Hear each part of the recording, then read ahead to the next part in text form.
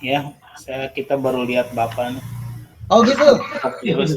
Ya, kalau kamera laptopnya itu masih nggak berfungsi, jadi saya pakai kamera HP ini. Jadi dari samping ya. Ya, Iya, Droid jadi cam ya kalau Pak? misalnya mau kalau kenapa? kelihatan di jalan kan bisa nyapa nanti Pak. Pakai droid cam Ya, ya Pak? ya. Tapi waktu matrikulasi kita udah ketemu kan ya. Iya Pak. Iya Pak. Iya Pak. Ya, jadi kalau kamera laptopnya mau saya fungsikan, saya harus diinstal ulang ini OS-nya. Padahal banyak aplikasi dan sebagainya.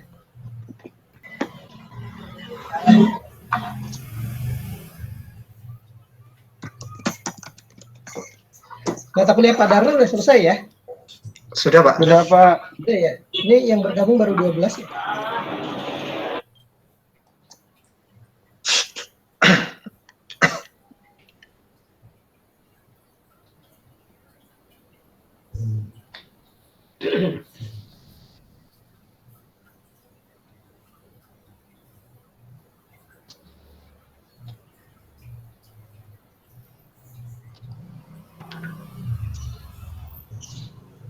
Suara saya terdengar jelas ya? Jelas Pak. Baik ya.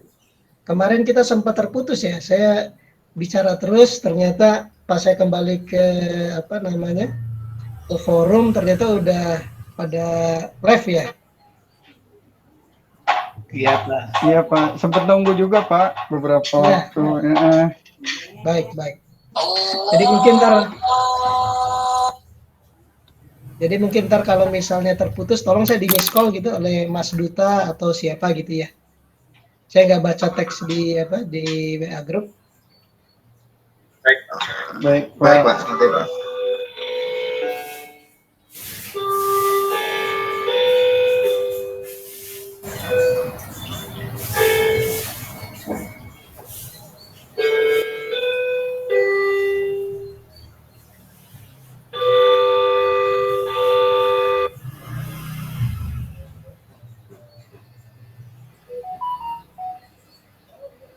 Kita mahasiswanya ada 16 ya, ini baru masuk 11 ya. Iya Pak. Ini Masih ada Dutanya juga yang belum. masih ada yang kesulitan masuk Pak. Oke, tolong dikasih tahu linknya yang baru ya, link yang baru itu. Iya Pak, tadi juga saya masuk lewat yang e-learning, nggak Lama bisa. ya? Iya. Iya.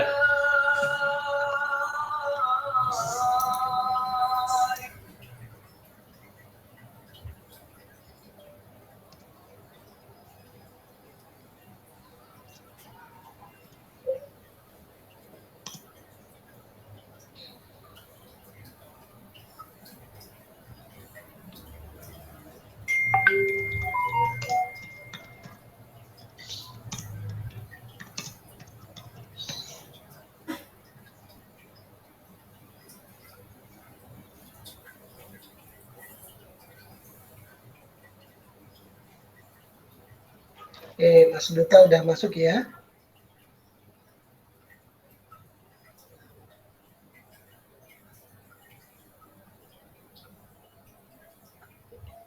Kalau Pak Bu tinggal di mana Pak Bu?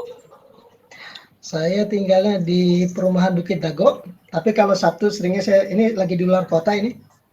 Oh, ya mungkin suatu hari bisa bersilaturahmi gitu Pak. Nganterin air putih mah. Jadi Bukit Dago itu kalau dari kampus Victor sekitar 15 menit ya ke arah Parung. Oh iya. Bukan Villa Dago ya, Bukit Dago. Oh, kira tidak dagonya Pak. Kalau Villa Dago kan ke arah Pamulang, kalau Bukit Dago Betul. ke arah Parung.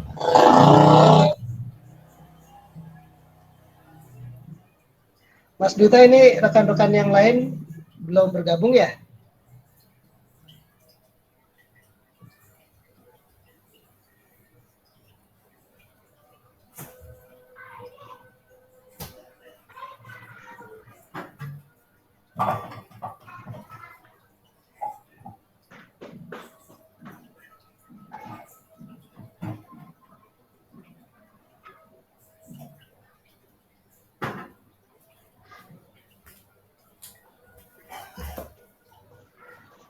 Halo Mas Duta, monitor ya Mas Duta ya. Oh iya Pak. Ya, mahasiswa yang lain, ini Mas Duta ada 2 ya. Berarti Iya. ya nggak apa-apa. Mahasiswa yang gabung baru 3, berarti baru 12 ya? Baru 12 ya? Masih mau kita tunggu atau gimana nih?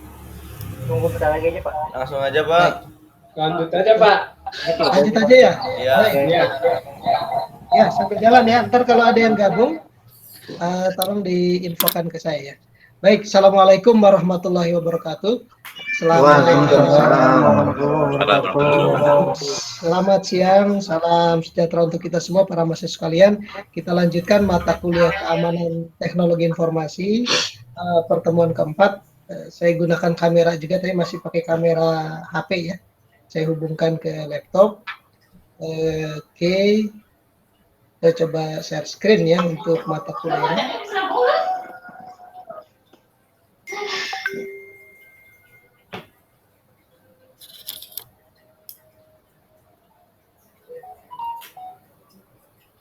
Sudah terlihat? Belum Pak, yang kelihatan layarnya Pak. Sudah, Pak. Ini Udah Pak, udah. jaringannya ada delay ya? Baik. Baik, para mahasiswa sekalian, kita mulai mata kuliah kita. Ini pertemuan keempat ya. Jadi ini Mas Duta atau ya mungkin ketua kelasnya atau yang perwakilan dari kelas. Kalau misalnya terputus, tolong saya di miss call ya. Jadi kalau di miss call saya langsung tahu kalau jaringan saya terputus. Oke Pak. Ya, baik. Baik, para mahasiswa sekalian. Pertemuan minggu lalu Pak ya materinya ya? Saya lanjutkan yang minggu lalu, mungkin beberapa saya review saja ya. Karena kita harus berlanjut ya. Baik, mungkin sekitar setiap 15 menitan kita 15 menit atau setengah jam kita diskusi sambil saya mantau jaringan juga sepertinya. Ya, Pak. Ya, baik. Jadi ini kita ada di pertemuan 4 ya, para mahasiswa sekalian, tidak terasa ini. Jadi kita udah pertemuan keempat, artinya sudah sebulan kita mata kuliah. Kemudian juga biasanya kuliah juga tidak terasa. Jadi mahasiswa sekalian walaupun semester 1, nanti bisa dirasakan bahwa 1 semester, 1 tahun, bahkan 2 tahun, itu waktu yang cepat.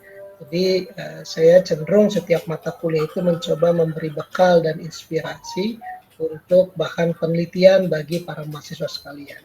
Jadi para mahasiswa sekalian di keamanan teknologi informasi juga saya dorong untuk melakukan kajian-kajian terkait dengan penelitian-penelitian di bidang information security ya. Jadi silakan para mahasiswa sekalian mulai banyak membaca jurnal terkait dengan keamanan teknologi informasi, walaupun misalnya apakah akan menjadi topik penelitiannya sebagai bahan tugas akhir magister komputer atau ini sebagai penguat dari pengetahuan sebagai calon magister komputer. Jadi saya sangat menyarankan para mahasiswa sekalian dapat 4 mata kuliah nih. Ada teori komputasi, ada algoritma dan kompleksitas, ada information retrieval dan information technology security. Semua ini ada subjek-subjek penelitian. Silahkan dikaji betul. Cara belajarnya gimana? Cara belajarnya adalah membaca jurnal yang baik. Kemudian di sini ada pertemuan kita, ntar kita ada PS ya, di tanggal 6. Kemudian ini para mahasiswa sekalian, kemudian ini topik-topik kita. Kemudian saya selalu mengingatkan terkait dengan jurnal, jadi tolong segera dipersiapkan ya jurnal-jurnalnya, mulai dibaca, jangan mendadak, sehingga akan dipilih jurnal-jurnal yang betul-betul para mahasiswa sekalian punya keinginan kuat untuk mengkaji lebih dalam. Dan bagaimana kita bisa mengkaji lebih dalam, misalnya kita ada satu topik di jurnal tersebut, tentunya ada daftar pustaka atau reference. Nah, dari reference itu silahkan dibaca lagi. Bisa satu jurnal, dalam membuat jurnal tersebut, penulisnya mengkaji misalnya dari 10 jurnal yang lain atau sumber yang lain. Silakan mahasiswa bisa mencari kembali jurnal tersebut ya. Seperti ini syarat kajian jurnal, silakan mulai dicari hal yang tidak sulit. Jadi silakan para mahasiswa sudah mulai ya. Kemudian di sini outline presentasi, saya mengingatkan kembali terkait dengan mengirim jurnalnya sampai tanggal 16 Oktober ya. Itu sebulan yang lalu masih jauh, kalau sekarang sudah masuk Oktober, tinggal 2 kali pertemuan. Kita hanya mengirim jurnal, dari situ kita akan melihat di assessment oleh saya kira-kira sesuai atau tidak. Dikirimnya ke ketua kelas Mas Duta, cukup hanya melihat apakah ada redundansi, kemudian setelah itu dikirim ke saya. Kalau dilanjutkan, silakan slide-nya dikirim tanggal 30. Itu mengingatkan ya, sekalian. Baik para mahasiswa sekalian, kalau saya lihat sepertinya terputusnya kemarin itu tidak terlalu jauh juga sepertinya ya. Karena ketika saya baca kembali WA group, itu sekitar jam 4.18. Anggap saja mahasiswa bingung ini putus atau habis materinya sekitar 5 menit sebelumnya. Jadi anggap saja 4:10, sedangkan saya berakhir waktu itu 4:30, jadi sekitar 20 menit lah ya. Ada miss-nya. Jadi 4:30 saya kembali ke forum, artinya saya stop share dan mau memulai diskusi, tapi ternyata sudah tidak ada mahasiswa kecuali 1 orang. Baik, kita review para mahasiswa sekalian. Ya, kita kemarin sudah mereview yang cyber, ada 6 cyber ya, dari cyberspace sampai dengan cyber law. Nah, sekarang kita masuk bagaimana kegiatan-kegiatan terkait dengan kebijakan-kebijakan di bidang informatika, teknologi informasi dan komputer yang ada di Indonesia dan kaitannya dengan internasional. Jadi di sini ada pendirian IDCIRT, Indonesian Security Incident Response Team on Internet Infrastructure ya. Di sini ada IDCIRT, ada namanya CC Coordination Center ya. Kemudian di sini para mahasiswa sekalian, tentunya saya sangat mengharapkan melalui mata kuliah ini yang tadinya belum mengetahui terkait IDCIRT CC, kemudian belum memahami apa itu SERT, dan bagaimana lembaga-lembaga ini berkolaborasi secara regional maupun internasional, kemudian bagaimana kaitan-kaitannya dalam menjaga keamanan cyber di Indonesia, dan bagaimana kaitannya membantu dan mendorong pemerintah membuat kebijakan-kebijakan yang dapat mendorong perkembangan teknologi informasi. Silakan dikaji di sini ya. Jadi silakan di website ini silakan para mahasiswa untuk mendalami apa sih IDCIRT, dan bukan tidak mungkin para mahasiswa sekalian ke depannya menjadi tokoh-tokoh yang ikut menjaga terkait dengan keamanan cyber di Indonesia gitu ya. Jadi pengurus IDCIRT atau dari lembaga lain dan sebagainya. Jadi silakan dipelajari perkembangan yang ada. Kemudian kalau misalnya para mahasiswa sekalian menekuni terkait information security technology, melalui ini saudara akan melihat bagaimana information technology security itu menjadi platform global gitu ya. Jadi bukan hanya platform kecil, misalnya di perusahaan tentunya harus ada terkait dengan keamanan teknologi informasi, tetapi ini menjadi platform global. Seperti kita ketahui bahwa keamanan cyber bukan hanya terkait dengan finansial, juga terkait dengan nation state ya, sehingga ini terkait dengan keamanan negara, bahkan bisa menjadi pemicu konflik antar negara, tetapi juga menjadi pemacu antara kolaborasi antar negara. Jadi di sini ada 2 sisi, bisa pemicu konflik maupun pemacu untuk kolaborasi yang lebih baik. Dan tokoh-tokoh yang ada mungkin bisa saudara lengkapi ke depan atau dalam waktu dekat dari tokoh-tokoh para alumni Magister Komputer Universitas Papua. Baik para mahasiswa sekalian, untuk menyingkat, saya tidak akan menjelaskan IDCIRT, saya akan menampilkan saja ringkasan terkait IDCIRT.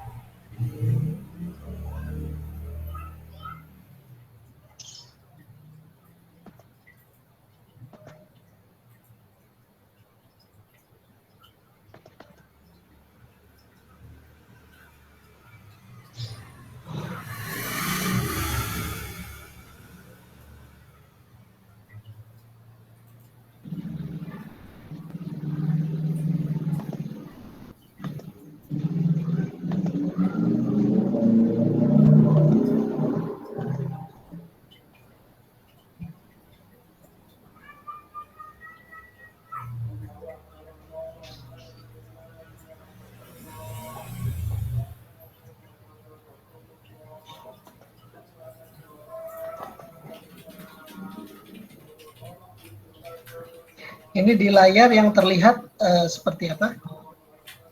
Ada yang bisa ngasih respon? Oke. Video. Baik, video ya.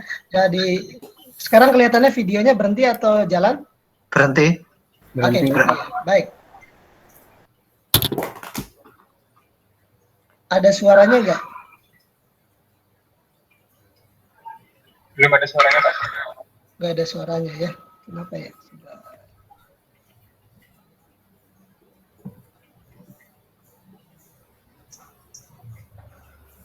Ada suaranya nggak? Nggak ada, Pak. Nggak ada ya? Masih belum ada, Pak. Belum ada ya?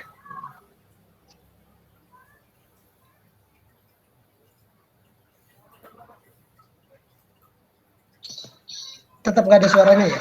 Tetap Iya, nggak Pak. ada. Oke, saya cek dulu.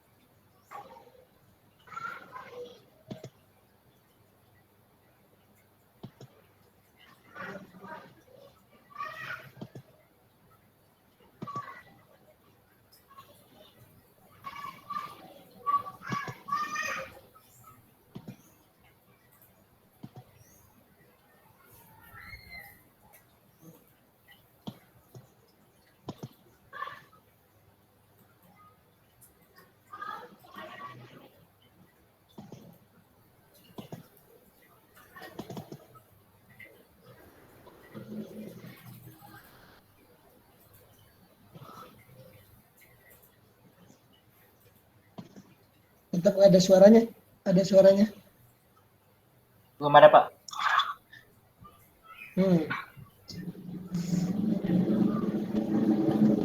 Oke. Saya ngajar yang di kelas lain bisa ada suaranya ya? Saya nggak tahu deh. Kadang ada suara, kadang enggak ya. Oke.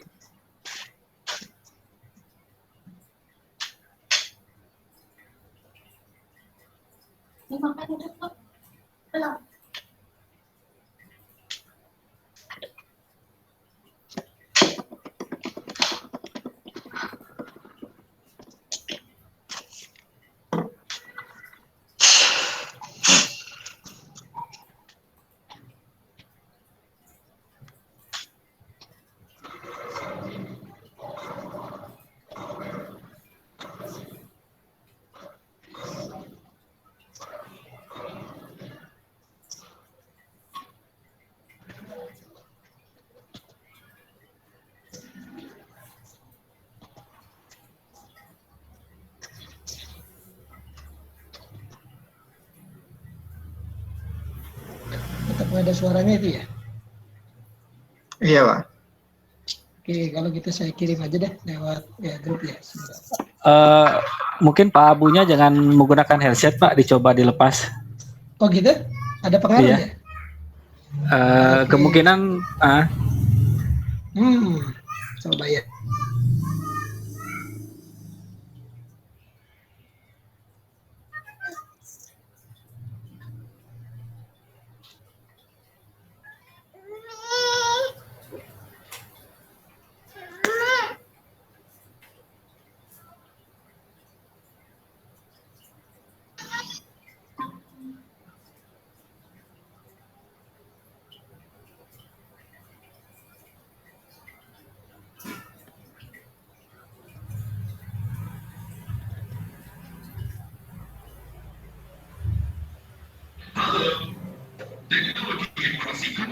Nah, ini Masuk baru suaranya?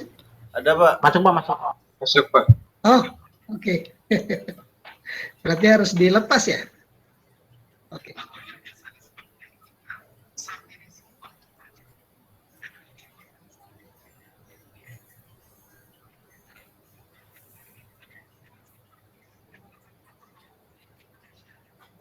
Tapi sekarang nggak ada lagi ya?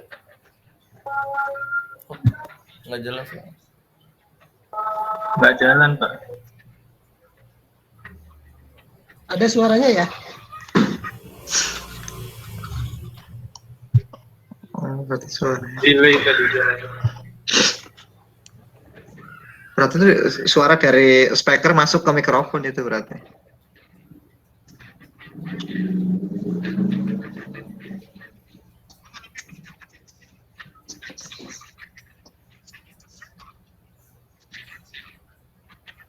Oh iya, suara sistem masuk ke mikrofon gitu ya? Iya. Mungkin kalau suara mikrofonnya dibesarin kedengeran. Harus di mute gitu ya. Mikrofonnya di volumenya di up. Jadi mic suara apa volume mic-nya itu low. Itu full, Mas.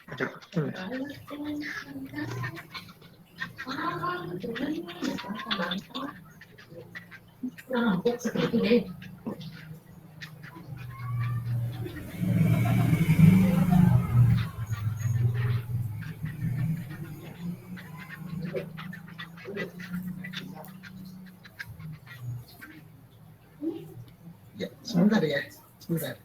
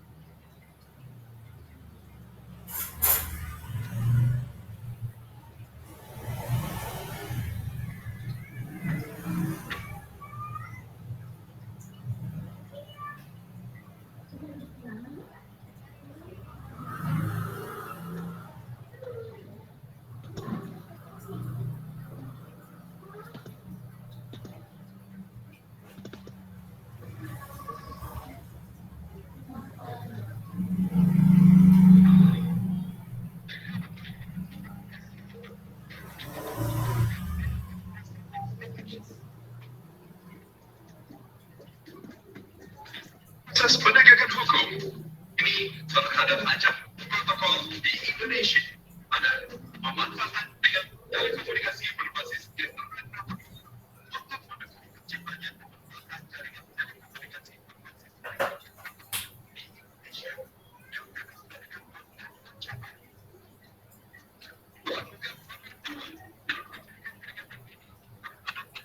Baik, ini adalah misi dari IDCRT ya.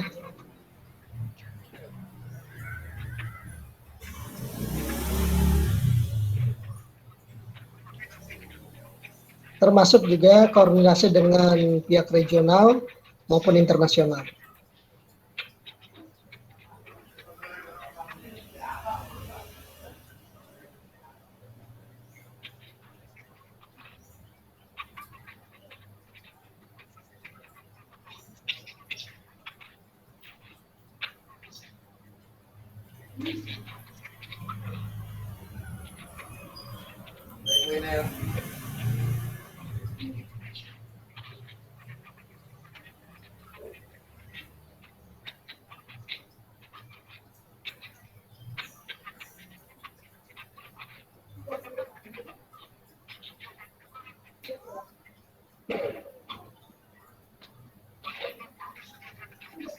Ini adalah layanan-layanan yang dapat dimanfaatkan oleh kita juga.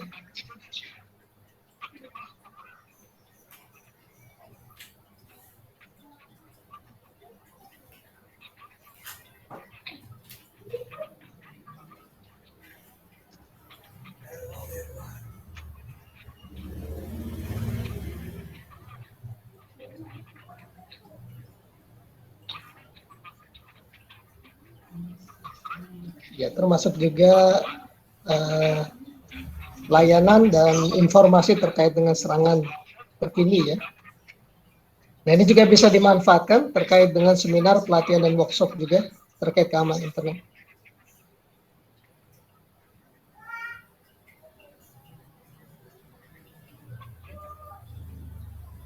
Ini adalah partisipasi yang bisa kita lakukan.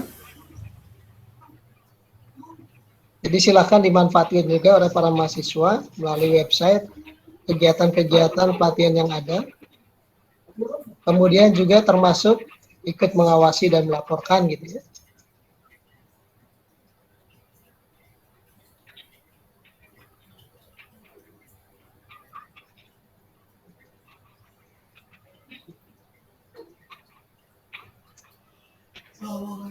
Baik, saya pikir cukup ya para mahasiswa sekalian. Ntar videonya bisa saya kirim lagi lewat WA Group ya. Baik, para mahasiswa sekalian, saya lanjutkan. Saya sudah kembali ke layar ya. Halo? Sudah Pak, Ya, Pak. Sudah Ya, Pak. baik. Sekarang kita masuk ke permasalahan Sudah, Pak. mendasar keamanan internet ya. Jadi kita bahas kembali terkait permasalahan mendasar. Ini juga yang saya bahas di forum diskusi. Jadi ini adalah prinsip keamanan rantai jejaring internet. Jadi kita sebutnya net ya, net itu jejaring, network. Jadi jaringan terkait dengan working group atau basisnya adalah internet.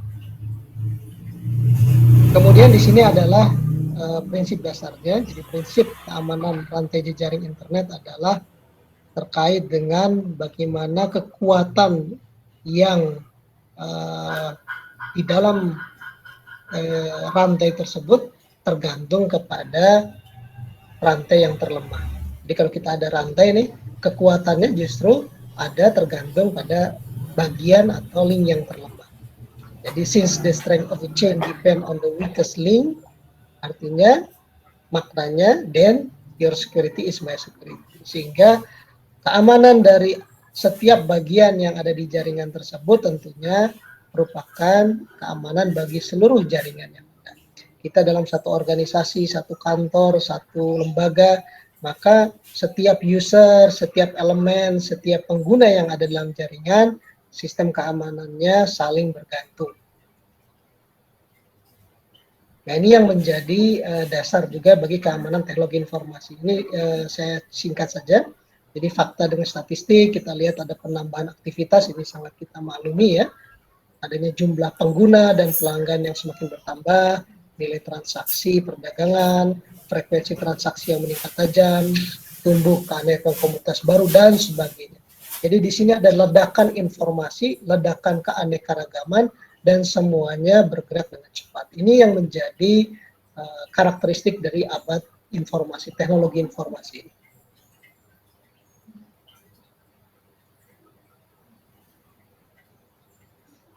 Jadi inilah yang menjadi salah satu dasar kenapa internet menjadi sebuah tempat yang resikonya, tingkat keamanan informasinya, dan nilai value-nya menjadi meningkat. Karena semakin banyak yang memanfaatkan internet tersebut. Kemudian juga penggunaan internet yang bebas juga menjadi permasalahan dasar. Sehingga munculnya pihak yang memanfaatkan peluang. Karena ada value yang bertambah.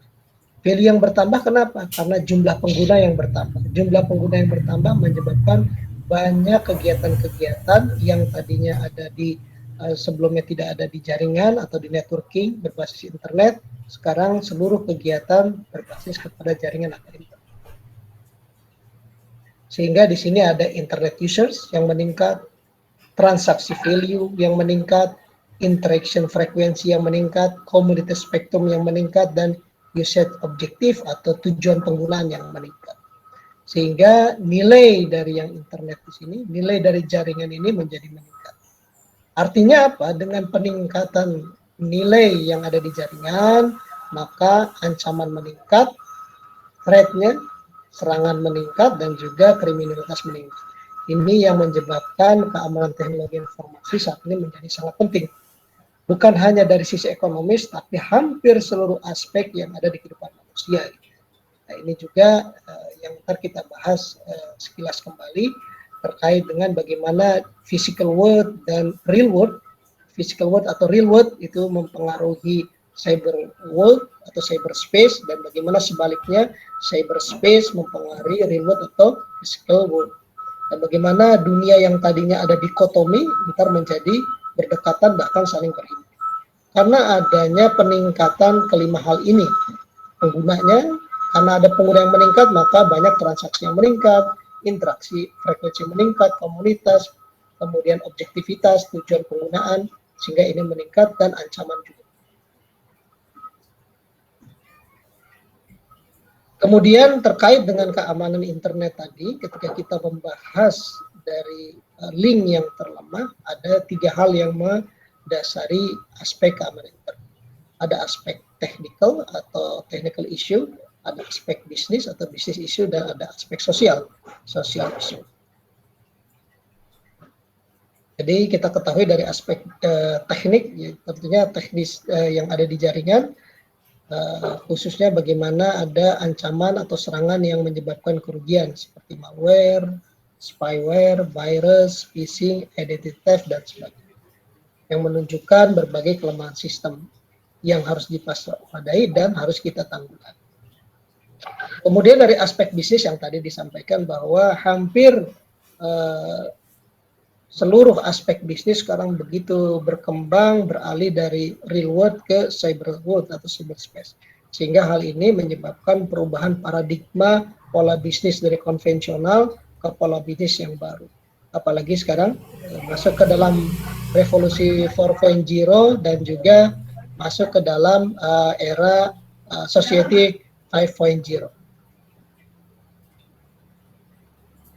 Kemudian yang ketiga adalah terkait dengan keamanan internet dari aspek sosial, bahwa ini terkait gangguan ini bukan hanya dari sisi mesin, tetapi dari sisi manusia melalui interaksi.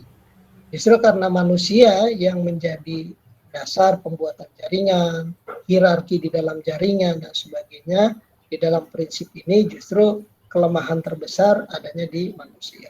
Sehingga ntar kita akan mempelajari apa itu social engineering.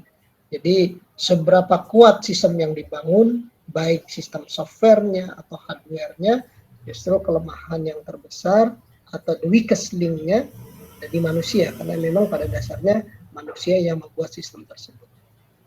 Nah, hal-hal ini yang menjadi aspek di dalam keamanan internet. Jadi yang harus diperkuat harus 3 hal tersebut, baik dari aspek dan tidak terkecuali. Jadi penguatan keamanan teknologi informasi itu harus menyentuh ketiga aspek secara menyeluruh. Baik itu aspek teknisnya diperkuat, yang tadi bagaimana kita memahami threat atau ancaman dan bagaimana menanggulanginya. Kemudian dari aspek bisnisnya, karena memang kita menggunakan internet, jaringan di dalam proses bisnis tersebut, termasuk juga terkait aspek sosial. Jadi ini adalah 8 hal dalam manajemen keamanan internet dan jaringannya. Jadi yang pertama, di dalam kita mengelola keamanan internet jaringan dalam sebuah organisasi, kita harus menentukan aset-aset berharga. Apa saja aset-aset berharga yang perlu diamankan, baik di dalam sistem jaringan tersebut maupun sistem hardware-nya yang menjadi basis dari jaringan tersebut. Kemudian batasan terkait hak akses tertentunya, identifikasi pihak-pihak yang berkepentingan, analisa resiko, kemudian upaya pengurangan resiko, kemudian ada policy dan perangkat, diskusi, dan memperbaiki kualitas. Jadi saudara sekalian bisa ingat bagaimana irisan-irisan terkait dengan keamanan teknologi informasi yang disampaikan sebelumnya. Jadi ada terkait dengan software, ada hardware, ada manajemen, kemudian juga ada policy, yang semua beririsan kepada kebijakan. Baik, para mahasiswa sekalian, mungkin saya tampilkan sedikit terkait cyber security ya.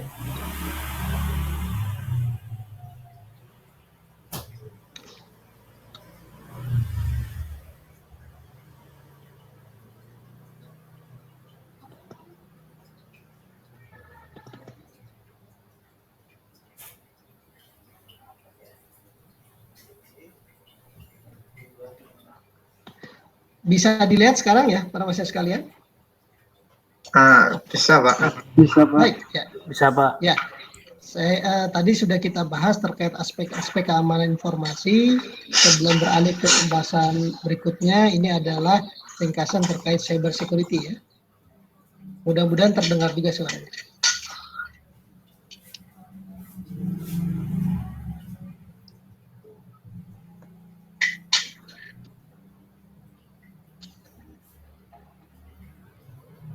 Prinsip-prinsip dasar keamanan cyber ya.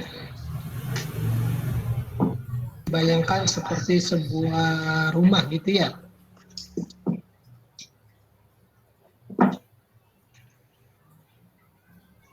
Bagaimana di dalam rumah tersebut kita mengamankan keamanan.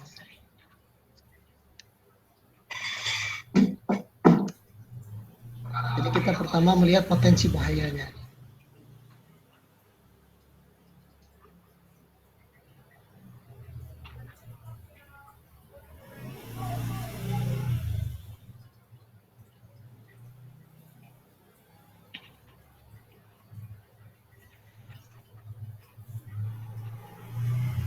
Ini sebagai awal dari pengembangan internet.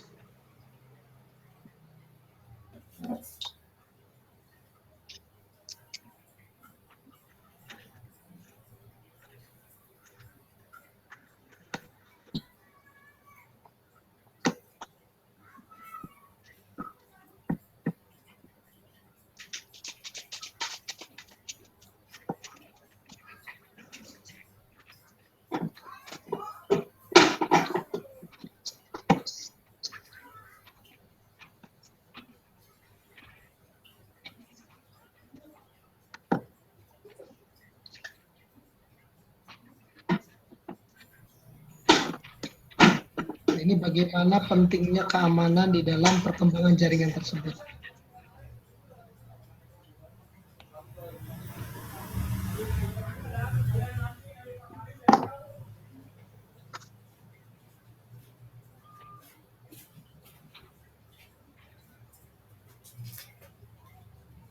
Nah, ini bagaimana hacker juga tidak hanya sisi ekonomi, termasuk juga politik ya. Ini sampai 2013 kira-kira 1 miliar adanya terkait dengan aktivitas ini.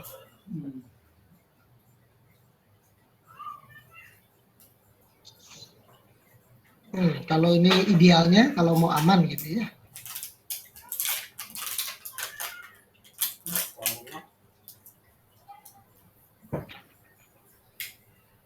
Ini contoh saja, contoh ekstrim ya.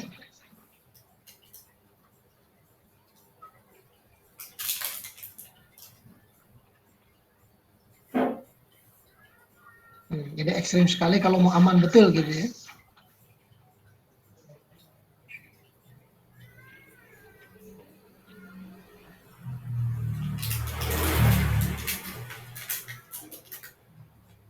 Nah, ini bagaimana langkah-langkah internet bisa lebih aman. Nah, ini contoh-contoh saja bagaimana aktivitas dilakukan, sehingga muncullah tadi perusahaan-perusahaan, kemudian konsultan-konsultan yang bisa memperkuat jaringan. Karena secara prinsip, tadi jaringan yang ideal itu membuat internet menjadi sangat rigid, tidak fleksibel untuk digunakan.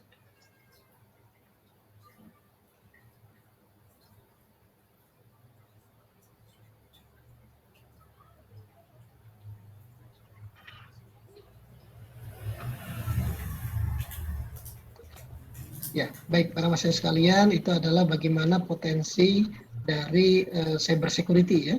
Artinya memang secara umum keamanan internet itu tidak bisa terhindarkan. Artinya tidak bisa 100% jaringan internet itu bisa aman. Oleh sebab itu, perkembangan teknologi terkait cyber security harus terus berkembang seiring dengan perkembangan dari teknologi ancaman dan teknologi penyerangan di dalam dunia cyber. Baik, para mahasiswa sekalian, selanjutnya kita membahas terkait dengan relasi ya, relasi antara dunia nyata dengan dunia cyber. Ini juga sudah kita bahas, oleh sebab itu saya brief saja, singkat saja. Jadi terdapat suatu hubungan yang signifikan antara kejadian di dunia nyata dengan peristiwa di dunia maya atau internet dan sebaliknya. Jadi awalnya kita melihat ada dikotomi karena pengguna masih sedikit. Di Indonesia saja tahun 2000 artinya 20 tahun yang lalu masih 2 juta. Sekarang sudah 176 juta ya. Artinya sudah banyak sekali. Di sini ada dikotomi yang jauh antara physical world dan virtual world. atau cyberspace ya. Di sini kalau misalnya di sini dicontohkan ada physical war, ada virtual war. Yang ada di real world ada perang fisik, di cyberspace ada perang virtual. Kemudian bagaimana tren berimpitnya dua dunia? Nah ini juga kita sudah bahas. Kenapa sih ini bisa berimpit? Ya tadi ada pengguna yang bertambah. Lalu pengguna itu kenapa tertarik bertambah?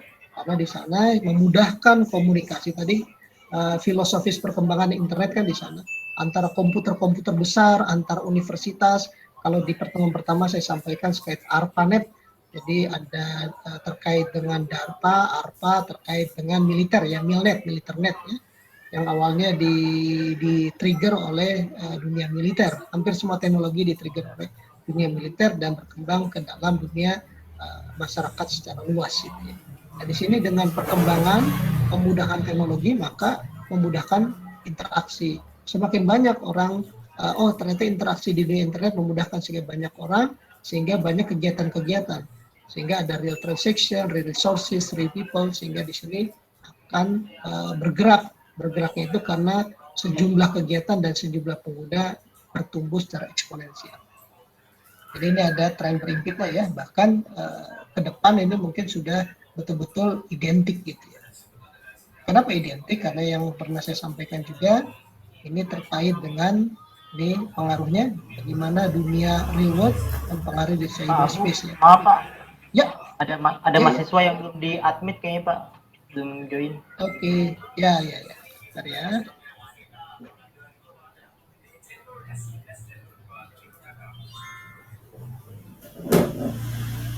Ya.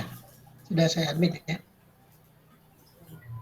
Jadi ini kita sangat memahami bagaimana sekarang sudah mungkin delay time-nya loh ya. Delay time-nya hitungan second. Mungkin sebelumnya delay time bagaimana real world mempengaruhi cyberspace karena penggunanya belum banyak, mungkin hitungannya belum sampai second. Kalau sekarang apa yang ada di dunia fisik segera akan mempengaruhi di dunia cyber. Di WA group kita, di Facebook, di Instagram dan sebagainya langsung berubah karena ada perubahan di real world. Baik political, international event, ada buku, ada training dan sebagainya. Dunia nyata menjadi pemicu kejadian. Begitu juga sebaliknya bahwa dunia nyata akan mempengaruhi hal-hal yang ada di dunia nyata atau physical world. Baik itu terkait dengan apa yang dibuat di blog, kemudian terkait dengan report dan sebagainya ya. Itu akan mempengaruhi. Dan kedepannya ini memang udah betul-betul identik di antara kedua dunia ini karena apa? Karena ada perkembangan yang tajam, mungkin bisa disebut eksponensial dari internet users ya. Di sini bisa kita lihat bagaimana perkembangan sekarang itu sudah menembus angka 65,6%. Sehingga ini yang menjadi pemicu karena tadi saling berhubungan, pengguna mendapatkan manfaat karena banyak interaksi, maka banyak transaksi, banyak pula kegiatan yang beragam, kemudian juga ada penambahan spektrum dari tujuan penggunaan dan sebagainya. Sehingga ini akan terbentuk komunitas atau dunia di dunia cyber. Bahkan kita juga punya berbagai dunia kan di dunia cyber ya. Mungkin kalau dulu betul-betul fisik ya, artinya ada grup ya, kita mungkin kuliah, ada grup kantor, tapi ini begitu menembus berbagai komunitas yang ada dan itu sangat terasa. Baik para mahasiswa sekalian, ini juga yang coba kita pahami betul bahwa perkembangan-perkembangan yang ada terkait dengan internet sangat membutuhkan terkait dengan kebijakan, kemudian terkait dengan aturan dan strategi supaya ini dapat melindungi seluruh yang ada di dalam pengguna di cyberspace gitu ya. Ini mungkin sama juga di physical world. Di dunia nyata kita juga membutuhkan aturan yang jelas, kebijakan yang jelas, sehingga kita bisa bergerak dengan penuh kepastian, penuh kejelasan. Begitu juga di dunia cyber. Hanya memang kita sekarang karena adaptasi, ada sebuah lompatan teknologi dari lompatan konvensional ke lompatan dunia yang lebih dinamis dengan perkembangan teknologi informasi. Sehingga ini yang harus kita pahami, terus kita perkuat, dan ini membutuhkan para ahli di bidang information security teknologi tentunya. Orang yang betul-betul memahami terkait keamanan teknologi informasi yang bisa memberikan arahan, panduan, dan pengawalan terkait dengan kebijakan dan strategi serta aturan-aturan di dunia cyber. Kemudian ini terkait hacker, para mahasiswa sekalian, bagaimana strategi dan cara hacker dalam menyerang keamanan internet ya. Jadi pada zaman dulu hacker sering diartikan sebagai orang yang masuk ke dalam sebuah sistem pertahanan jaringan. Jadi dulu itu di dalam peperangan kan ada benteng ya. Bagaimana hacker itu, benteng biasanya di ibu kota diawali dengan benteng, sehingga kalau ada pasukan musuh biasanya harus menembus benteng tersebut. Hacker adalah orang-orang yang dikirim untuk memata-matai, dia meng-scan dulu, mengidentifikasi ada apa sih di dalam benteng, berapa jumlah pasukan dan sebagainya, itu hacker. Kemudian dia berusaha masuk ke dalam sistem, kemudian setelah itu bagaimana secara bertahap menguasai sistem tersebut. Jadi hacker sekarang didefinisikan sebagai personal yang dengan kreativitasnya berusaha membobol sistem pertahanan jaringan komputer dari objek yang menjadi sasaran. Jadi setiap hacker sebetulnya melakukan langkah-langkah proses aktivasi yang terstruktur dan terencana. Jadi ini adalah secara umum langkah-langkah yang dilakukan secara operasional oleh hacker ya. Ini langkah yang secara umum. Ini berdasarkan isi konsel. Jadi ini berdasarkan isi konsel yang mendefinisikan langkah-langkah yang dilakukan hacker ya. Jadi yang pertama adalah reconnaissance. Jadi reconnaissance itu baik aktif maupun pasif. Bagaimana dia mencari informasi secara umum.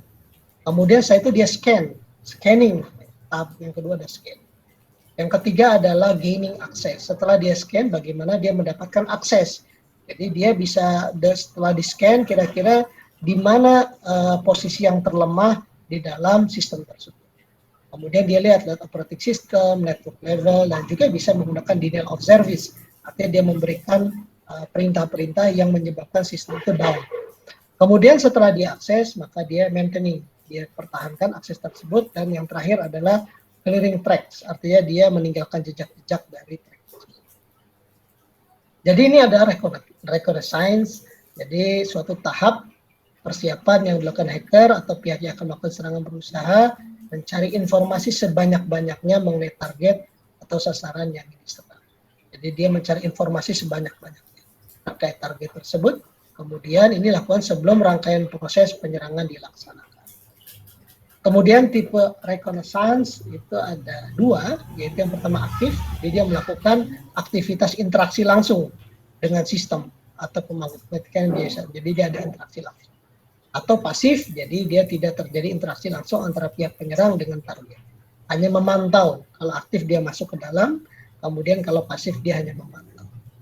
Kemudian yang kedua adalah scanning, jadi proses di mana hacker dengan menggunakan berbagai tools berusaha mencari celah masuk.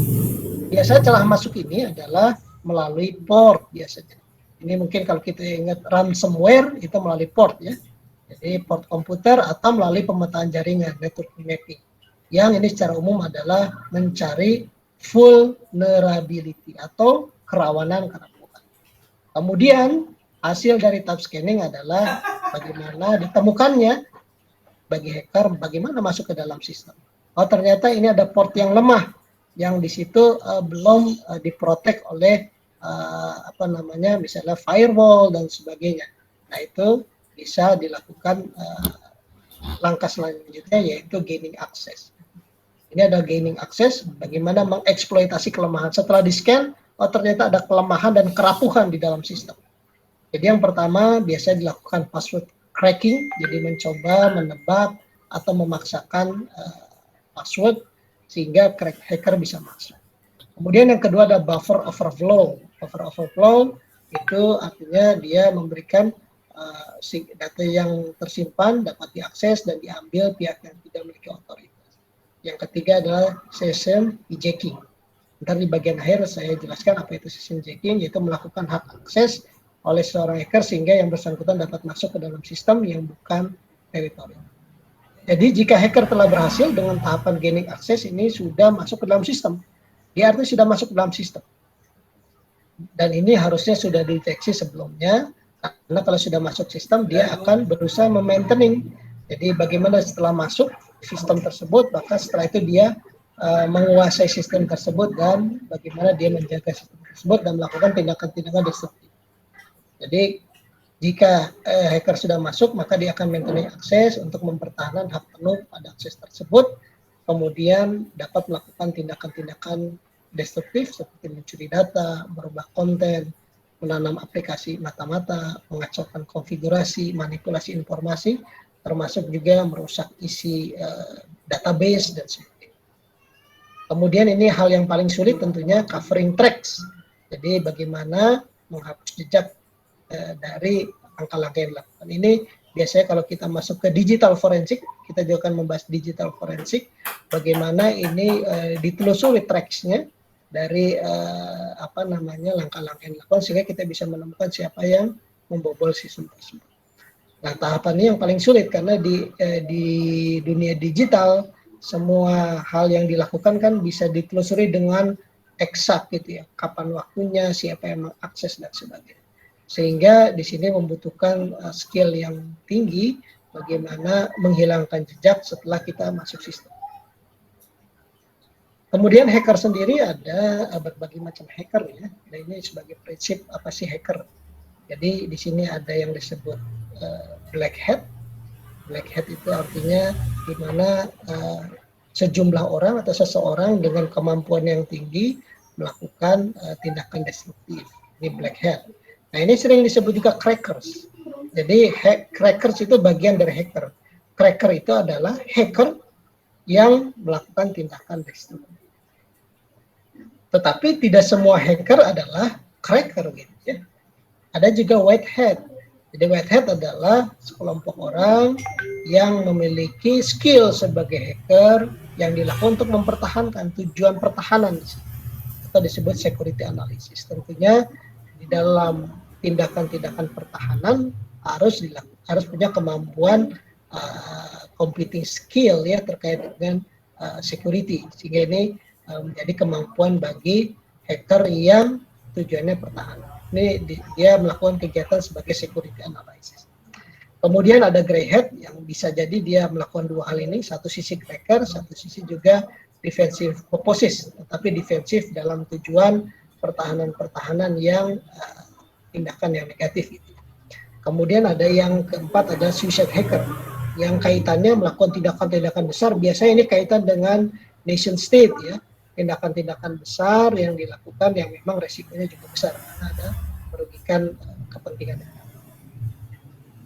Jadi terkait ini, yang kegiatan-kegiatan hacker dan juga yang masuk ke ranah politik atau hacktivism. Jadi para mahasiswa sekalian mungkin sering dengar apa itu hacktivism. Jadi hacktivism ada kegiatan-kegiatan hacking yang kegiatannya itu termasuk juga dalam ranah politik ya. Kemudian hacker itu alasan hacker adalah dalam aksi aktivismenya ada 4 hal. Ada thrill seeker, jadi mencoba kemampuannya, jadi dia mungkin baca buku, dengar di YouTube, melihat di YouTube, kemudian baca di internet, bagaimana menembus sebuah sistem, bagaimana tadi dia setelah recognize, kemudian dia scanning, kemudian dia gaining access, nah dia mencoba, kemudian bagaimana maintaining access sampai dia covering tracks ya. Nah ini adalah thrill seeker. Ada juga organized crime, jadi kriminal yang terstruktur. Ada teroris group, ini juga mungkin sudah masuk ke dalam ranah-ranah antar negara sampai kepada nasionalistik. Jadi ini kita tidak bisa menutup mata bahwa kegiatan hacker itu ada kaitannya ekonomi, tetapi juga ada kegiatan yang terkait sosial, politik, bahkan antar negara. Sehingga memang terkait dengan information security menjadi sebuah kemampuan yang harus dimiliki baik kaitan lembaga, organisasi, perusahaan, tetapi juga sebagai bagian dari kemampuan yang super di sebuah negara atau nation state. Kira-kira itu para mahasiswa sekalian. Sebelum saya lanjutkan mungkin ada diskusi. Saya sambil mantau ini jaringannya masih jalan atau enggak? Jalan Pak. Jalan ya? Oke. Ada yang ingin ditanyakan atau didiskusikan, dipersilakan.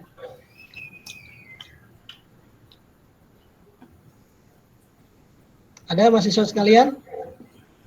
sebelum Ada, saya Pak. lanjutkan. Biasanya Ya, di sini ada 2 nih, silakan. Salah satu dulu. Boleh? Siapa? Ya, silakan. Oke. Oh, jadi ini Pak, cyber security itu untuk membuat rasa aman kita dalam menggunakan internet gitu ya. Tapi untuk Ya. rasa aman sendiri itu nggak bisa berhenti di tempat ya. Jadi terus-terusan harus dibuat Pak ya, ini apa namanya, keamanannya itu. Ya, jadi seperti disampaikan tadi, antara teknologi pengamanan dunia cyber sama teknologi serangan dan ancaman itu sama-sama seiring gitu. Ya, artinya kenapa? Karena motivation driven-nya, motivasi di dalam dunia cyber juga sangat besar. Karena kaitan tadi baik kaitan ekonomi, jadi tadi bagaimana tingkat transaksi, bisnis, nilai value dari internet semakin tinggi, maka ini menjadi sebuah motivation driven atau daya dorong bagi peningkatan ancaman maupun peningkatan terkait dengan serangan. Yang tadi motivasinya baik ekonomi sampai kepada politik. Kenapa? Karena yang tadi transaksi, pola kerja yang beralih dari dunia fisikal ke dunia cyber. Bahkan sistem pertahanan sekarang, yang saya sampaikan minggu lalu, mungkin sebelum terputus ya, waktu itu saya sampaikan hampir seluruh aspek, bahkan pengaturan sistem transportasi dan sebagainya, sekarang dengan kompleksitas yang tinggi maka diatur di dalam dunia cyber. Dan itu sangat memungkinkan bencana kalau tidak diamankan. Jadi yang tadi, karena transaksi semakin besar, spektrum penggunaan yang semakin meningkat, tadi ada 5 aspek ya, dari yang pertama user sampai kepada usage objektif, ada 5, peningkatan internet value, maka cyber teknologi akan selalu beriringan dengan cyber attack dan cyber threat. Ya kira-kira itu, mudah-mudahan bisa ditangkap ya. Iya Pak. Ya. Jadi kalau orang yang belajar cyber security tentunya dia harus update. Makanya kalau kita melihat di jurnal-jurnal, cyber security itu berkembang pesat. Mungkin hitungannya ordernya mungkin sangat pesat dibandingkan teknologi yang lain di cyber security. Oleh sebab itu, seperti saya sampaikan sebelumnya, di perusahaan-perusahaan pun terkait dengan pola bisnisnya mulai bergeser nih. Pola bisnisnya adalah salah satu aset yang perlu diperkuat adalah cyber security. Jadi sekarang cyber security itu sudah menjadi aset bukan beban. Kalau dulu kan beban, sekarang menjadi aset. Kenapa? Di dalamnya adalah perlindungan aset. Kira-kira seperti itu. Ya, silakan tadi pertanyaan kedua, silakan.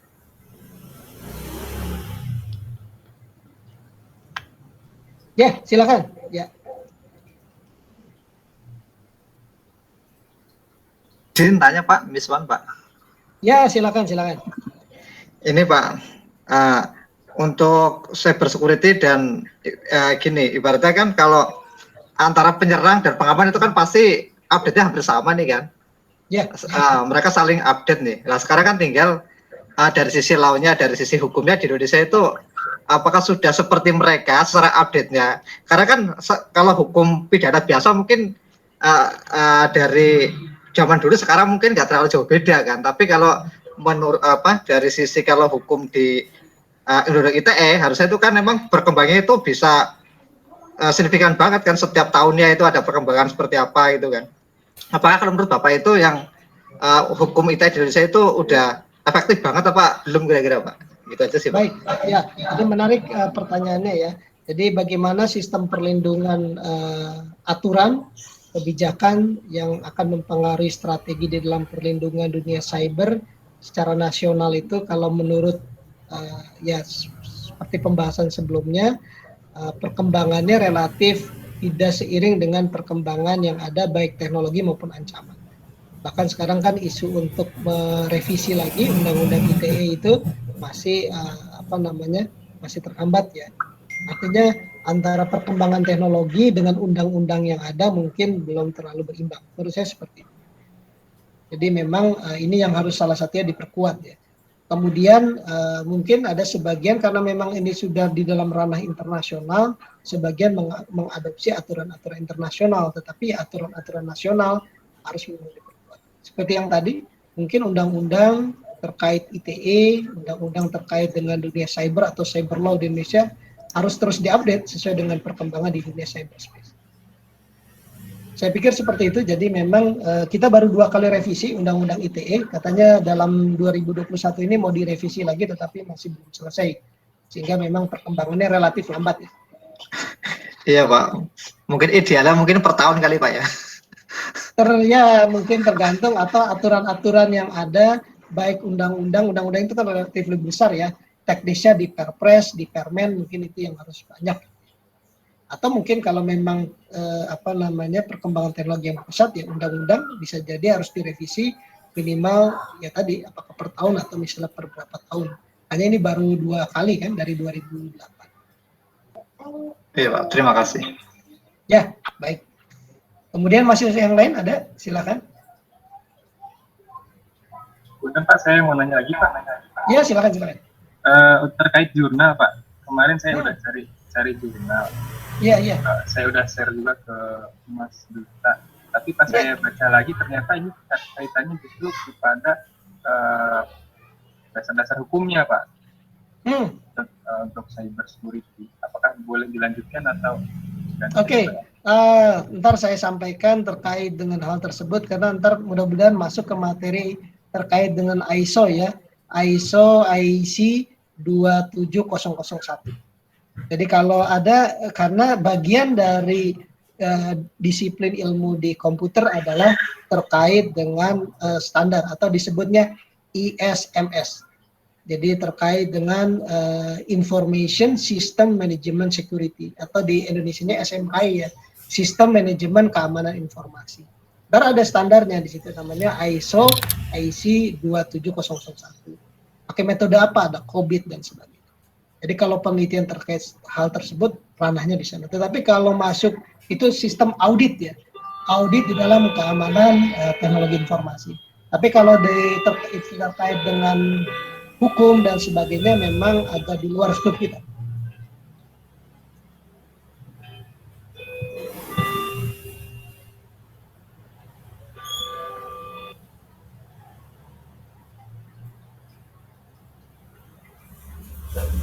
Jadi kalau terkait dengan bagaimana kita bisa mengaudit sebuah sistem, sebuah lembaga, sebuah perusahaan, apakah dia sesuai dengan standar ISMS internasional atau SMK internasional, itu bagian ranah di kita.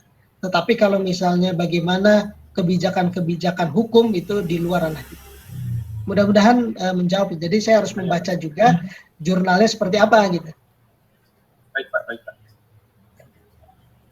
Baik, ada lagi silakan Mas Yus sekalian. Ya, pasti mau nanya Pak. Ya, silakan. Ya, saya mau nanya. Mas Duta ya, silakan. Ya, kan kalau kita tahu kan dalam beberapa bulan yang lalu deh, kayak misalnya ada kejahatan dalam dunia bank perbankan ya. Di salah satu banknya apa kan bukan banyak sih, hampir semua tabungan nasabah itu kan hilang nggak tahu kemana lah. Atau lenyap lah ya, tapi dalam tanda kutip si perbankan ini nggak mau tanggung jawab karena mereka merasa ya aman gitu kan, ya tahu itu kayak kejahatan internet. Nah, bagaimana si cyber itu atau kejahatan internet itu membobol uang yang ada di rekening kita, dan sedangkan kita juga kan biasanya kalau misalnya data itu kan setahu saya kalau di bank itu kan ada susah ya dibobol ya, kayak misalnya kalau tanpa adanya sebuah PIN atau tanpa adanya sebuah data gitu kan ada susah. Nah, menurut Bapak bagaimana cara sistem itu untuk si penjahat itu membobol rekening nasabah sehingga bank itu nggak mau tanggung jawab karena mereka nggak merasa salah gitu. Yang kedua itu kadang kan sebagai manusia itu kan kita sering sulit untuk membedakan mana ini yang asli gitu kan, mana ini yang palsu gitu kan, sehingga ketika kita dapat link gitu kan, misalkan link kayak modusnya itu menahan undian gitu, kita klik linknya tiba-tiba ya masuk link itu, dan pas kita misalkan kita klik linknya nanti akan ketika kita aktifin m-banking atau internet banking yang tujuan bank, saya pernah baca juga itu bisa sedot Pak. Nah, bagaimana cara aktivitas si penjahat itu bisa membobol kita dari hanya dari sebuah link ataupun dari sebuah misalkan data yang kita nggak kasih kayak PIN ATM dan sebagainya itu Pak. Terima kasih. Baik, terima kasih Mas Dita pertanyaannya. Jadi ini kata kuncinya adalah digital forensik ya. Jadi mungkin di sini juga ada yang sudah menekuni atau kedepannya ingin menekuni terkait dengan digital forensik. Itu kaitan dengan cyber security juga. Artinya gini, kalau terkait dengan bank tadi tentunya kalau kita telusuri secara forensik ya, digital forensik, penyebabnya itu apakah penyebol itu menjebol sistem itu dari personal atau menjebol sistem database secara makro. Kalau secara personal misalnya kalau kita bikin password kan selalu ada passwordnya ini weak atau middle atau strength gitu ya.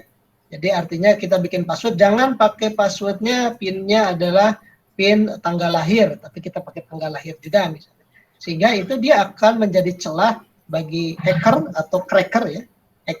Cracker yang untuk kepentingan mengambil keuntungan ekonomis. Maka di sana dia akan kalau di digital forensik seolah-olah kelemahan itu dari kelemahan nasabah. Jadi dia bisa ditelusuri, oh dia masuk lewat username si A. Si A kenapa bisa masuk? Kan dia bisa berdalih. Saya masuknya itu karena saya nggak berhasil masuk pada saat itu gitu ya. Tetapi ketika dilihat memang pada tanggal tersebut, jam tersebut ada sistem yang masuk. Ntar digital forensik itu. Apakah masuknya itu ada sebuah secara terstruktur. Jadi kan ada software yang dia akan masukin password secara berulang sampai ketemu kan gitu ya. Nah itu juga bisa ditelusuri karena kalau dia salah kan tertelusur misalnya tanggal sekian jam sekian ada percobaan masuk. Oleh sebab itu biasanya di dalam sistem 3 kali tidak bisa masuk diblokir kalau perbankan. Sehingga kalau misalnya dari sebuah sistem itu masuk ya dari personal, memang bank akan lepas tangan. Jadi akan lepas tangan karena ini berarti kelemahan dari pengguna atau memang penggunanya lewat social engineering tanpa terasa menyampaikan username dan password. Atau dia misalnya menaruh di mana di dunia virtual, apakah di email atau apa tanpa sengaja tertelusuri oleh pihak-pihak. Kemudian kalau misalnya ternyata pembobolan, karena terjadi juga pembobolan bank itu memang secara sistem, jadi dia dibobol secara sistem ya. Dia bisa pakai denial of service atau banyak hal untuk bisa masuk ke dalam sistem database, dia merubah-rubah, mentransfer dan sebagainya. Jadi kira-kira itu Mas Duta. Jadi kata kuncinya tentunya harus pakai digital forensik. Apakah masuk ke dalam sistem tersebut dari username, single username, atau dari personal, atau dia masuk ke dalam sistem makronya di dalam di dalam organisasi cyber bank tersebut. Kira-kira seperti itu Mas Dita. Jadi kalau memang dari personal, baik itu karena dia masuk ke dalam sistem tersebut karena kelengahan atau dicuri itu bisa ditelusuri. Jadi kira-kira itu seperti itu Mas Dita. Oke Pak, terima kasih Pak. Ya, sama-sama. Silakan tadi ada satu lagi ya. Silakan ada yang ditanyakan.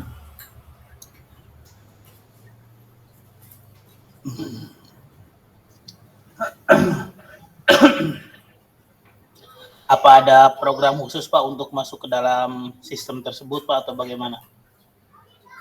Oke, kalau program khusus tentunya kalau lewat single user hanya lewat satu cara, yaitu lewat username dan password itu saja. Selama dia tahu username dan password kita atau secara sistem menggunakan software, dia bisa masuk. Nah, bagaimana dia bisa masuk dan mengetahui username dan password kita? Macam-macam langkahnya. Baik tadi pakai software atau juga pakai phishing atau pakai social engineering. Phishing seperti apa? Ini yang saya jelaskan di pertemuan sebelumnya. Misalnya, saudara punya internet banking. Kemudian ada website yang biasa saudara akses, tiba-tiba nge-linknya ke website yang lain. Gitu. Jadi misalnya, anggap saja bank BRI Co-ID lah ya. Kemudian tampilannya seperti itu yang biasa kita masuki, kita akses, kita ngetiknya BRI Co-ID, tetapi dia bisa nge-link tuh masuk ke bri.com misalnya atau BRI apa saja lah. Nah, di sana bukan punya official website gitu. Nah, kita masukkan username dan password kita, nah itu yang namanya phishing, dipancing lewat website yang mirip.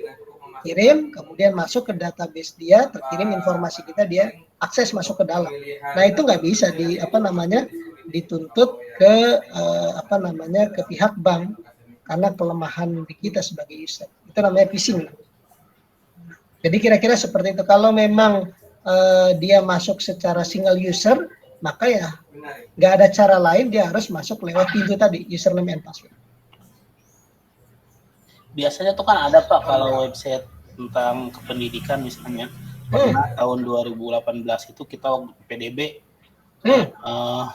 ngedon gitu. Oh itu pakai denial of service dia. Jadi dia ngasih kan kita biasanya buka terus bisa masukin kan ya. Dia bisa ngasih perintah yang banyak. Jadi seolah-olah dia bisa membuat kayak virtual perintah gitu. Jadi dari server dia seolah-olah ada 1000 permintaan yang masukin ke dalam website tersebut. Nah itu dia akan kewalahan server tersebut. Gitu. Iya. Itu namanya denial of service. Itu bisa dibuat programnya. Jadi anggap saja kan kita dari satu komputer nih, kita buat sebuah perintah seolah-olah dari satu komputer ini atau server biasanya itu dibuat seolah-olah ada IP address virtual meminta permintaan perintah kepada website tersebut. Misalnya PPDB, ya kan berarti dia buka, kemudian masukin username dan sebagainya. Itu kan dia harus dicek oleh server si PPDB kan ya. Nah, ketika dia ngecek permintaannya 1000 ya down dia. Misalnya kapasitas dia sekian perintah per detik yang bisa dilakukan, dia kasih perintah banyak dalam waktu yang berbarengan bisa down. Itu denial of service. Si hacker ini bisa ngerusak web yang kita buat atau bagaimana Pak? Bisa. Kalau dia bisa masuk ke dalam username dan password untuk berubah sebagai ya adminnya lah ya, untuk web developernya bisa. Makasih Pak. Iya, itu sering terjadi ya. Dan itu sangat berbahaya. Iya Pak.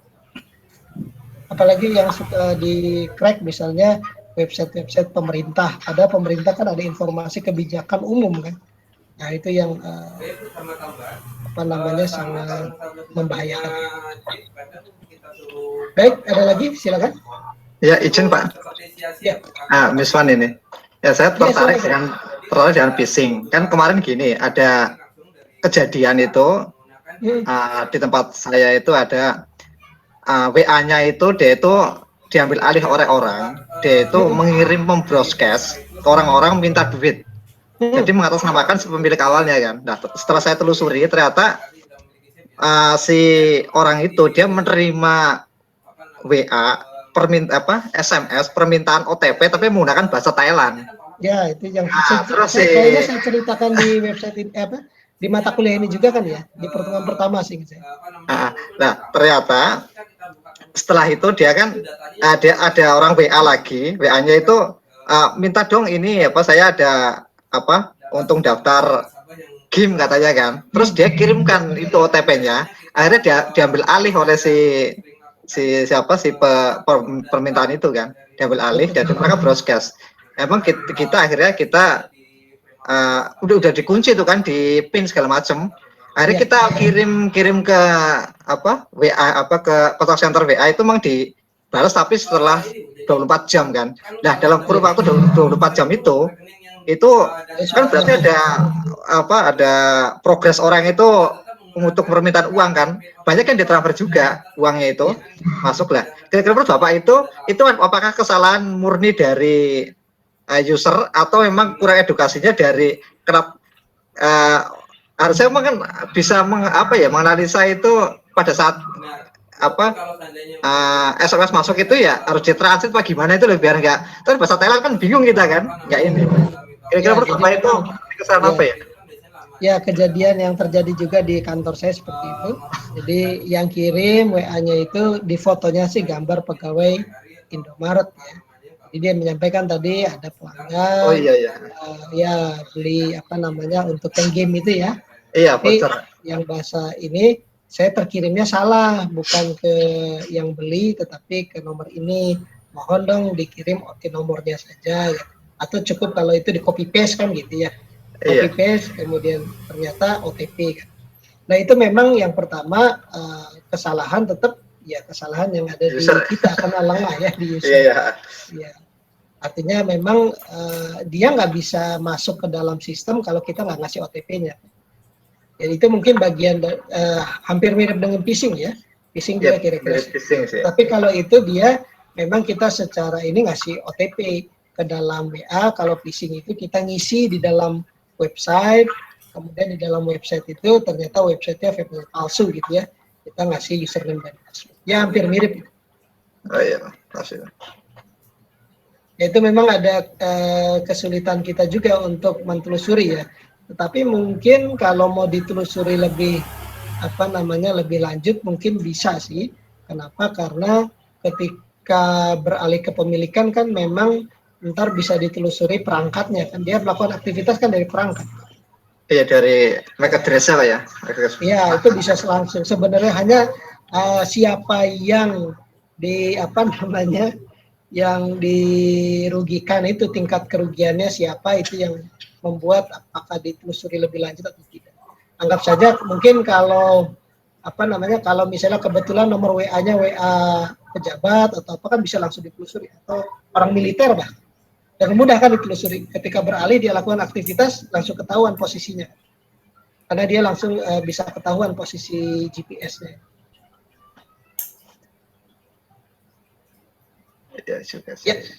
Ya. Jadi kalau ketika OTP-nya beralih, kan nomor WA aktivitas WA-nya sudah beralih. Ketika dia melakukan aktivitas, posisi yang melakukan aktivitas itu ketahuan kan. Dia bisa ditelusuri posisinya. Secara fisik ada posisi di mana dan sebagainya. Sama tower juga kelihatan juga Pak ya. Tower di mana itu kan kelihatan juga kan. Iya. Tapi ya jangkauan arahnya kan jauh juga sih. Biasanya kan satu tower itu bisa berapa BTS itu kan berapa meter gitu kan. Ya artinya tergantung siapa yang yang di hack lah gitu ya. Kalau yang di hack kebetulan misalnya pimpinan militer atau pimpinan tinggi pemerintah mungkin segera ditelusuri dengan mudah kan. Iya, langsung sih. Baik, ada lagi silakan. Baik, kalau tidak ada saya lanjutkan ya.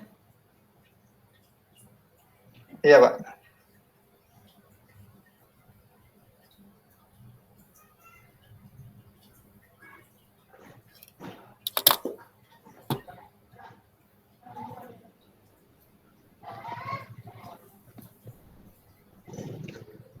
Baik, ntar saya skip aja ini, ntar saya kirim saja apa bedanya hacker dan cracker, intinya tadi udah dibahas. Kemudian kita masuk ke 10 aspek keamanan dalam standar internasional. Ini yang tadi menjawab terkait penelitian yang ada di kaitan di wilayah keamanan teknologi informasi, khususnya di kompetensi di informatika dan komputer gitu ya. Jadi mudah-mudahan terlihat ya, tapi saya pikir tulisannya cukup besar ini. Jadi di dalam internasional seperti saya sampaikan, karena perkembangan jaringan komputer yang sekarang berbasis internet itu sudah yang tadinya militer masuk ke wilayah universitas, masuk ke wilayah sivil, maka perlu diatur secara internasional pakai menggunakan ISO ya, ISO IC namanya. Nah, sekarang sudah menggunakan yang 27001. Ini yang kita gunakan. Jadi yang disebut Information Security Management System, ISMS, atau Sistem Manajemen Keamanan Informasi. Ini tersertifikasi. Jadi ntar mungkin standar-standar di dalam perusahaan-perusahaan berbasis jaringan internet tentunya harus menggunakan ISO ini. Dan ini evolusinya, perkembangannya dari tahun 80, kemudian 89, 93, kemudian 95, 779, kemudian menggunakan yang 1799 tahun 2000, kemudian masuklah ke era 2700 family, di sini ada 1, 2 dan sebagainya, dan juga di sini ada 27001, kemudian direpublish yang tahun 2013. Jadi saudara bisa lihat perkembangannya begitu cepat ya, hampir kurang dari 10 tahun ini terus direvisi. Jadi ini yang dalam kurun tahun 2000-an itu ada standar internasional ISO IC 17799 atau yang sebelumnya dikenal BS 779. Jadi draft ISO ini disusun oleh ISO International Organization for Standardization ya. Jadi International Standardization Organization. Dan IC atau di sini Electronical International Commission. International Electrical Commission. Dalam bidang IT, ISO dan IEC membentuk sebuah Joint Technical Committee yang disebut ISO IEC GTC, Joint Technical Committee. Jadi ini terkait dengan standar internasional dan elektrotechnical. Jadi setiap draft di sini akan ada pembahasan, kemudian dikirim ke semua badan nasional untuk melakukan verifikasi. Jadi untuk meluluskan setiap publikasi, jadi ini standar internasional, ini minimal harus ada persetujuan 75%. Jadi ini betul-betul berbasis kepada kebutuhan yang ada di standar internasional. Jadi di sini ada perwakilan setiap lembaga di masing-masing negara. Kemudian kita fokus di ISO 2701 2013 karena ini juga bagian dari kompetensi yang minimal saudara ketahui. Saudara para mahasiswa sekalian tekuni, perdalam juga bisa jadi menjadi bagian dari penelitian.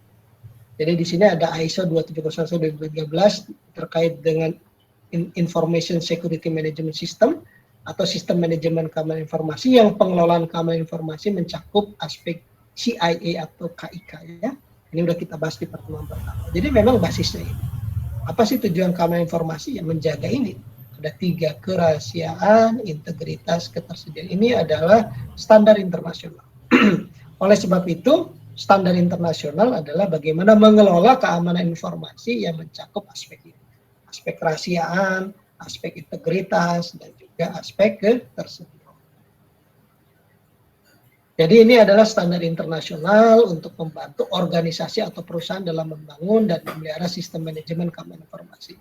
Bagi para mahasiswa sekalian yang sedang bekerja di sebuah perusahaan berbasis internet, cyberspace, tentunya dan juga tentunya berbagai hal ya, misalnya perbankan dan sebagainya, tentunya sudah tidak bisa dipisahkan dengan jaringan internet. Ini menjadi suatu hal yang penting. Jadi sudah bisa lihat bagaimana banyak terkait dengan di perbankan, jasa-jasa pelayanan dan sebagainya, di mana para pegawai di bidang IT-nya harus memiliki sertifikat untuk ISO ini sehingga lembaga tersebut bisa tersertifikasi. Yang tentunya ini akan membantu perusahaan di dalam menjaga keamanan informasinya. Kemudian di sini ada seperangkat unsur yang saling terkait dalam organisasi atau perusahaan yang digunakan untuk mengelola dan mengendalikan risiko. Jadi ini minimal dari mata kuliah ini para mahasiswa sekalian memahami, oh ternyata di dalam keamanan teknologi informasi ada standar internasionalnya. Standar internasional mulai kapan? Dari tahun 1980-an, dan yang kita gunakan saat ini adalah 27001 yang sudah republish tahun 2013. Jadi minimal sekali para mahasiswa sekalian memahami ada standar internasional dalam keamanan teknologi informasi. Yang basisnya apa? Basisnya pengamanan di CIA atau KIK. Confidentiality, integrity, dan availability. Kerahasiaan, integritas, dan ketersediaan informasi. Kemudian 10 aspek yang ada di ISO 27001 itu adalah ada lingkup standar, kemudian bagaimana dokumen direferensikan, istilah definisi, hubungan organisasi dan stakeholder, kepemimpinan. Jadi komitmen pemimpin menjadi hal yang mutlak juga di dalam, karena tadi the weakest link itu manusia justru. Perencanaan sistem manajemen, mendukung sistem manajemen, membuat operasional, meninjau kerja sistem sampai kepada tindakan. Nah, di dalam ISO 27001 ini didefinisikan tindakan-tindakan dalam organisasi dalam siklus PDCA. Kita sering dengar ya, di dalam organisasi ada PDCA. Jadi dari 10 aspek itu ada PDCA, ada plan, ada do, ada check, dan act. Dan ini menjadi siklus. Siklus itu berulang. Ada plan, do, check, kembali lagi ke plan, do, check, plan, do, check. Plan itu diawali dari konteks organisasi, kepemimpinan, perencanaan, dan dukungan. Kemudian masuk kepada do, yaitu terkait operasional, check, evaluasi kerja, dan act, peningkatan. Setelah peningkatan butuh komitmen lagi dalam konteks organisasi, kepemimpinan, perencanaan, dukungan, dilakukan secara teknis operasional, dievaluasi dan dipeningkat terus ini. Dan di sini di dalamnya ada klausul-klausul yang cukup detail. Jadi apa itu plan? Yaitu penetapan tujuan, karena tadi ada konteks organisasi, ya, aturan, ada komitmen kepemimpinan, proses dan prosedur yang sesuai untuk mengelola risiko dan meningkatkan keamanan. Hal ini bertujuan agar dapat memberikan hasil sesuai dengan tujuan kebijakan organisasi. Tentunya dari plan ini yang tadi saya itu do. Setelah kita ada plan, tujuan, aturan, proses, prosedur diterapkan.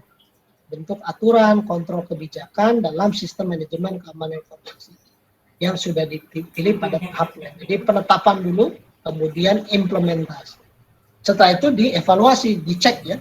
Penilaian, pengawasan, peninjauan, penerapan, dan jika memungkinkan dilakukan pengukuran kinerja proses terhadap kebijakan tersebut. Dan hasilnya dilakukan. Yang terakhir adalah act itu adalah perbaikan untuk peningkatan. Yang lemahnya diperkuat, dan juga ada hal yang perlu dilakukan pencegahan dan sebagainya. Jadi ini adalah di dalam ISO tersebut. Kemudian di sini ada aneksnya atau lampiran yang cukup panjang.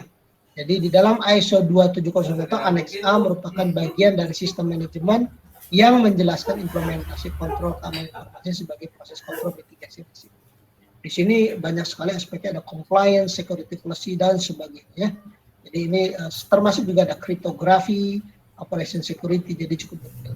Jadi bagi saudara sekalian yang belum memahami ini, mungkin dilihat apakah misalnya seperti IDC, TCC, atau Opticom menyelenggarakan pelatihan-pelatihan terkait ISO.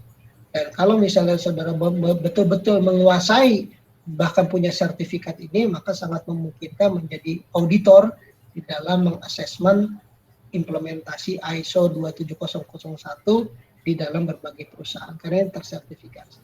Atau juga misalnya saudara menjadi tenaga ahli di sebuah perusahaan atau perusahaan yang saudara bangun dan saudara miliki supaya terstandarisasi. Kenapa? Karena di sini ada terkait dengan pemangku kepentingan keamanan informasi. Jadi yang pertama ada pihak internal organisasi, manajemen, karyawan. Jadi ini yang perlu diakses apakah sesuai standar internasional yang tadi. Pihak manajemen bagaimana posisinya di dalam keamanan informasi, karyawan seperti apa. Kemudian juga pihak eksternal organisasi, investor, pelanggan, mitra kerja, pemegang saham.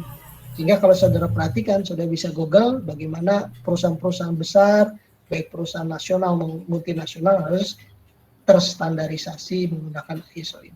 Karena ini membangun tingkat kepercayaan, baik dari investor, dari pelanggan, mitra kerja, dan pemegang saham. Sehingga ini menjadi sebuah kompetensi spesifik yang perlu dimiliki, yang tentunya basisnya adalah teknologi informatika dan komputer, karena klausul-klausulnya baik terkait policy, tetapi juga di dalamnya terkait dengan teknologi informatika.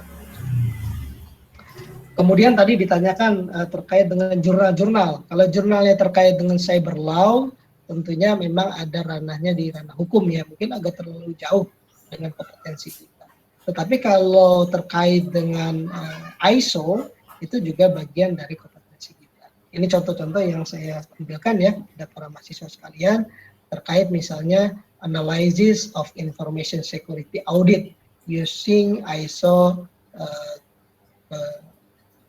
27001, 213, dan di sini ada ISO-nya ada dua ya, ada yang 002. Di sini ada lokusnya di sebuah perusahaan di Bandung ya. Ini ada di International Journal of Basic and Applied Science. Dan di sini dari ST Telkom ya. Jadi di sini bisa dilihat bagaimana terkait analisis information security yang digunakan di sebuah perusahaan menggunakan standar ISO ini. Kemudian juga misalnya contoh di jurnal yang ini, di audit keamanan teknologi informasi menggunakan standar ISO IC 27002 dengan COVID 5 ya. Jadi banyak pendekatannya, standar ini menggunakan pendekatan apa. Jadi ini juga contoh misalnya dia menggunakan aspek ini dan ada objeknya lembaga X, jadi lembaganya dirahasiakan di sini karena ini ada terkait dengan kerahasiaan perusahaan, karena ada terkait level terkait kepercayaan terkait dengan 4 aspek eksternal tadi, jadi terkait investor, pelanggan, mitra dan sebagainya, sehingga biasanya dirahasiakan. Nah, di sini bisa sampai ke tingkat level. Nah, ini juga bagian dari kompetensi-kompetensi yang bisa dikembangkan di teknologi informatika dan komputer, khususnya bagaimana memahami, mengaudit sebuah sistem atau lembaga terkait keamanan teknologi informasi berbasis standar. Baik, saya pikir sebelum saya lanjut ke 4 domain, ada yang mau ditanyakan, dipersilakan. Jadi silakan kalau misalnya ada mahasiswa yang ingin membahas terkait keamanan teknologi informasi dari sisi analisis standar internasionalnya, dipersilakan. Baik, ada yang ditanyakan atau didiskusikan sebelumnya sambil saya mengecek apakah jaringan saya stabil? Silakan.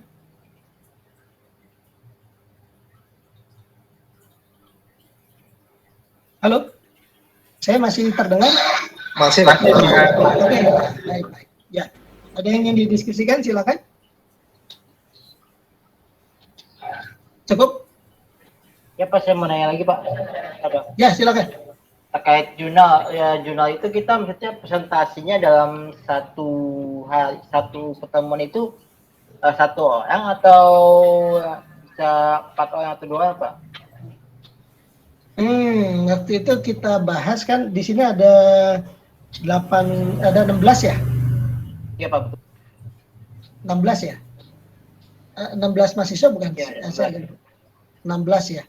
Kalau seingat saya presentasinya adalah seperti saya desain itu kira-kira seperti seminar ya. Artinya seperti seminar presentasi hasil penelitian kan. Jadi konsepnya itu mahasiswa membaca detail jurnal yang ada di sana seolah-olah ini adalah penelitian mahasiswa tersebut. Kemudian disampaikan, jadi seolah-olah seperti penelitian mahasiswa, tapi tentunya mengacu kepada jurnal tersebut. Sehingga betul-betul memahami gitu ya. Jadi seperti ntar sidang penelitian, kemudian setelah itu kita bahas. Sehingga saya 20 menit presentasi dan 20 menit tanya jawab minimal gitu. Jadi kalau pertemuan mungkin sekitar 2-3 mahasiswa gitu. Jadi ntar kita bisa membahas cukup detail terkait dengan kajian-kajian penelitian yang ada di cyber security. Kira-kira itu ya Mas Duta ya? Oke Pak. Berarti nanti dari jurnal tersebut kita bikin ke PPT PowerPoint lagi atau cukup menampilkan yang udah ada saja Pak? Oh, tampilkan ke PowerPoint. Jadi saya ingin membekali juga kepada mahasiswa untuk seperti sidang tesis, sidang penelitian. Berarti nanti kita Harus bikin rangkumannya ya Pak ya? Rangkuman ya, dari... jadi dibuat termasuk ntar saya kasih masukan juga. Artinya setelah saudara buat, para mahasiswa buat, ntar saya juga bisa memberikan masukan presentation technical skill. Karena dulu waktu saya mahasiswa S1 pun ada 2 itu yang mata kuliah itu ya. Jadi presentation technical skill padahal dulu belum ada di internet gencar ya. Jadi waktu saya studi dulu waktu S1 itu ketika tingkat 4 saya diminta presentasi dan pakai video kalau dulu, pakai kamera ya, kamera besar gitu. Kan dulu belum ada smartphone, pakai kamera besar, kemudian setelah itu diputar ulang sehingga mahasiswa bisa, ntar kita bahas bersama apa yang dan satu-satu gitu ya. Itu technical skill ya. Jadi mungkin kesempatan ini selain substansi mungkin ntar saya sedikit memberi masukan bagaimana technical presentation skill. Jadi bukan hanya menampilkan seperti ini ya, ini abstraknya dibaca, bukan begitu ya. Berarti dibikin rangkuman lagi Pak ya, secara singkat ya. Dibikin sebuah presentasi penelitian utuh gitu. Seperti seolah-olah seperti ini sebuah penelitian yang saudara coba sampaikan dan pertahankan. Nanti kita bahas bersama. Setiap pertemuan saya akan acak, jadi supaya adil juga PowerPoint-nya harus dikumpulkan yang tadi supaya adil juga. Jadi semua harus dianggap siap gitu ya. Jadi tidak ada urutan, jadi sehingga saling menunggu, tetapi harus semuanya siap. Jadi tanggal 16 itu udah mulai presentasi Pak ya? Belum. Belum. Terakhir mengumpulkan ya? Sampai UTS kan belum. Kalau 16 itu batas waktu ngumpulin jurnal ke Mas Duta. Mas Duta hanya melihat ada jurnal yang sama gak nih, supaya masuk ke saya sudah tidak ada lagi jurnal yang sama. Kan ada 16. Yang dari mahasiswa nomor 1 sampai 16 jurnal yang diajukan dipastikan tidak ada yang sama. Terkirim ke saya kan? Dikirim ke saya, dari saya yang assessment gitu. Ini cocok atau enggak. Kalau cocok lanjutkan. tanggal 30 kan ditunggu itunya PowerPoint-nya. Kalau presentasinya setelah UTS ya. Oke, setelah UTS ya. Berarti kalau ada mahasiswa yang mengumpulkan 3 atau 4 jurnal, berarti saya kumpulkan ke Bapak aja Pak ya, semua jurnal ya? Satu mahasiswa atau gimana? Satu mahasiswa? Satu mahasiswa satu jurnal, jangan lebih dari satu jurnal, nanti Mas Dutanya bingung. Maksudnya biar Bapak koreksi mana kira-kira yang pas itu, yang bisa dijadikan bahan. Enggak, satu aja. Ntar kalau misalnya nggak pas, silakan persiapkan gitu. Oke, saya pilih aja Pak. Kalau banyak-banyak bingung saya ntar. Oh iya, siap. Jadi setiap mahasiswa makanya kan ketika memutuskan satu, itu memang ada kecenderungan ketertarikan untuk mendalami lebih lanjut. Jadi jangan ketemu satu langsung kasihin ke Mas Duta gitu. Kalau saya sarankan mumpung ada waktu cari. Jadi oleh sebab itu kan saya bahas banyak dari berbagai aspek, termasuk juga yang sekarang ada aspek terkait dengan standar internasional. Ada yang tertarik mungkin di sisi ini, ada yang terkait dengan cyber, ada yang terkait macam-macam. Termasuk juga terkait malware, ntar ada kriptografi. Kriptografi juga sebuah bidang yang sangat menarik ya di bidang informasi teknologi, bahkan itu ada standarnya. Yang ini ada standar internasional terkait kriptografi ya. Yang ini standar internasional. Jadi kalau sudah tertarik ini silakan dicari terkait ISO-nya, kemudian terkait jurnal-jurnal lain silakan. Itu kira-kira Mas Duta ya. Oke, makasih Pak. Berarti nanti untuk tesis sendiri, misalkan judulnya keamanan teknologi informasi masih bisa Pak ya? Keamanan teknologi informasi ya bisa. Bisa ya. Tetapi apa penelitian yang dilakukannya kan tergantung. Jadi bukan kajian ya. Kajian tidak masuk di dalam penelitian MKOM. Makanya kan di sini ada ini maksudnya penelitian tugas akhir ini. Jadi dia melakukan assessment di sini menggunakan standar internasional di sebuah perusahaan. Pakai metode apa? Contoh di sini pakai COVID misalnya. Dan dia harus paham kan metodenya apa gitu. Standarnya ada, metodenya apa. Kemudian di assessment di lembaga apa. Makanya kan kalau ketika kita mengakses sesuatu tentunya level kemampuannya cukup tinggi kan gitu ya. Karena dia harus memahami banyak aspek. Jadi bukan hal yang mudah juga ini, tetapi memang sebuah kemampuan yang memang terkait dengan teknologi informatika dan komputer. Tapi dia harus paham banyak aspek. Jadi kalau sudah ingin memahami terkait dengan sistem keamanan teknologi informasi standar internasional, bagus untuk menekuni ini. Karena aspeknya tadi kan saya sampaikan ada 10 aspek, kemudian di 10 aspek, kemudian di sini langkah-langkahnya, kemudian di sini lampirannya, apa aja yang dilakukan gitu ya. Sehingga bisa diakses sampai kepada tingkatnya berapa levelnya. Oh ternyata lembaga ini standar internasional level sekian. Baik, mungkin ada lagi, silakan Mas sekalian.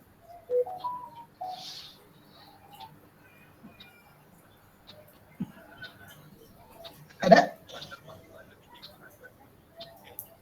Cukup ya? Baik. Baik, kita masuk ke 4 domain kerawanan sistem. Jadi kita sekarang masuk ke apa sih domain kerawanan sistem ya? Jadi di sini kita memahami ada 4 domain kerawanan sistem. Jadi di sini ada yang pertama adalah kerawanan dan serangan dalam sistem operasi, operating systemnya. Dan kita pakai operasi sistem apa nih? Kita biasa pakai Windows atau berbasis Linux. Di HP kita berbasis Android dan sebagainya. Kemudian, bisa di mute dulu. Mas Random, di mute dulu audionya.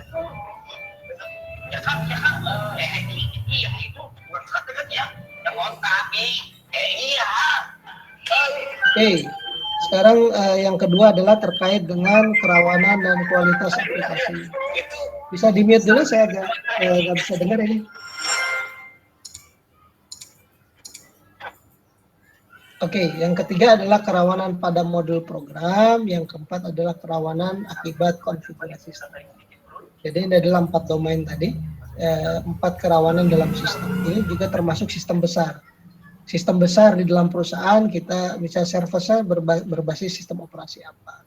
di dalam database-nya kita di dalam menggunakan sistem operasi apa dan sebagainya. Dan itu tentunya memiliki tingkat kerawanan masing-masing. Kemudian di sini adalah aplikasi apa yang digunakan. Ketika kita menggunakan aplikasi tertentu, di situ ada celah kerawanan dan kualitas aplikasi. Kemudian yang ketiga adalah kerawanan pada modul programnya. Dan yang keempat adalah konfigurasi. Biasanya kan kalau konfigurasi kita pakai yang default ya. Padahal di situ ada opsi customize. Nah, itu butuh kemampuan kita. Ini bisa di mute dulu, siapa ya? Mute dulu ya. Ramdan.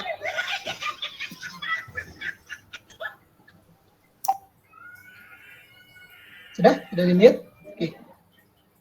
Sudah Pak. Sudah Pak, lanjut Pak. Baik. Kemudian bagaimana kita menguji sebuah sistem keamanan di dalam sistem jaringan maupun jaringan komputer? Yang tentunya yang kita lakukan adalah melakukan penetration test. Jadi ini yang biasa dilakukan oleh security analysis. Jadi saya sampaikan ada security analysis, dan dia biasa mencoba sendiri melakukan penetration test bagaimana respon sistem. Responnya dari apa? Baik dari sistem operasinya, dari aplikasinya, dari modul maupun dari konfigurasi. Jadi kenapa ini kerawanan bisa terjadi? Karena yang tadi biasanya kita pakai mode standar gitu ya. Di dalam instalasi biasanya kita pakai mode standar.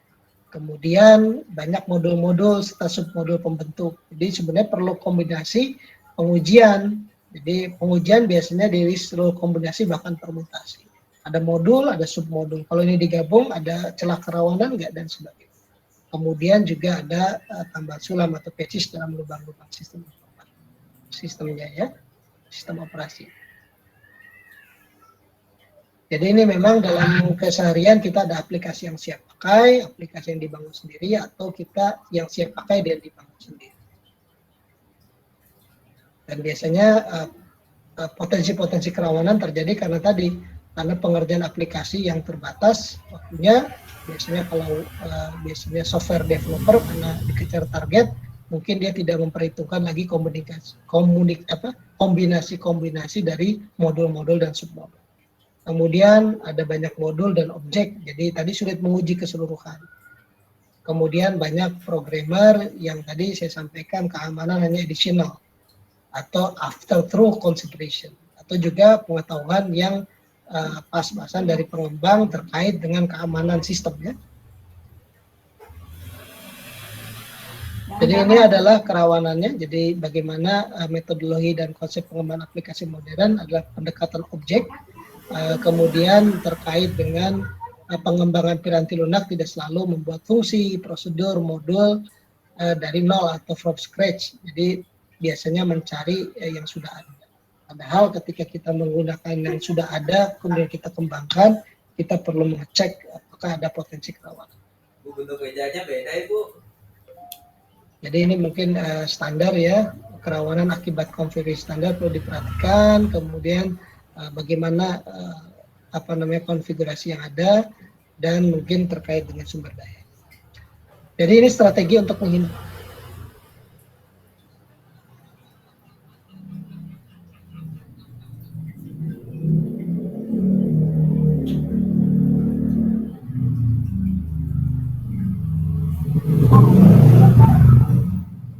Freeze. Masih lebih ya? Iya, terputus kayaknya. Pak, Abu jangan terputus. Dalam kalau kita membangun sistem untuk sistem besar ya, misalnya tadi perusahaan yang besar dan sebagainya, ini memang menjadi hal yang penting gitu. Karena memang dia menggunakan aplikasi-aplikasi, penambahan modul dan sebagainya. Saudara bisa bayangkan ketika modul itu ditambahkan,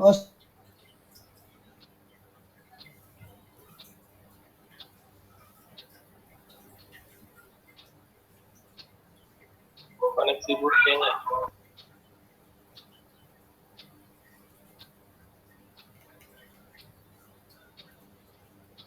Kerawanan.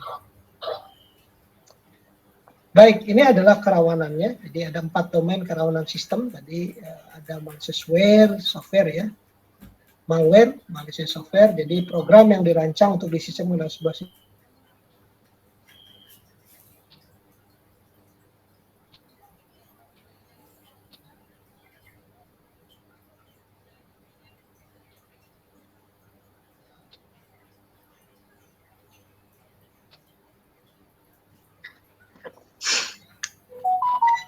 Mas Duta mungkin terputus ya.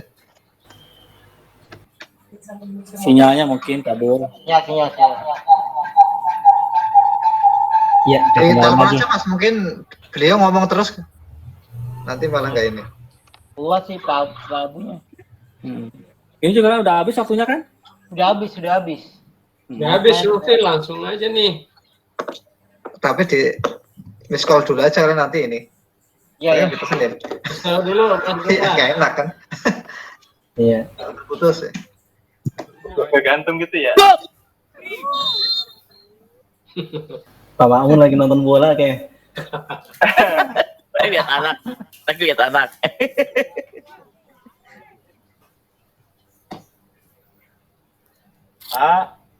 Berapa kosong Pak Mamun? Tadi ini lagi momen kedua nih. Dia jam segini langsung putus ya, Pak Abu ya? udah tahu aja jamnya ya. Kemarin jam segini kan? Langsung putus lagi. Ya. Ada Mas Dani nggak di sini? Dani Ciko. Ini Pak Abu udah masuk lagi. Kenapa Mas Iswan? Ada Mas Dani Ciko enggak? Enggak ada. Tapi kenal. Kenal. Ini dari Tangsel juga ada nih. Pemain Tangsel. Salam dari Biswan. Mas Duta kalau aktif dia langsung ngegema. 2 kayaknya device-nya ya. Device-nya 2. Oh. Ini baru 1 yang gabung. Dia langsung ngegema dia kalau ini. Feedback ya. Mungkin pakai ini sekarang yang ini Mas Iswan dari Tangsel United. Oh. Pak Abu keluar masuk mulu.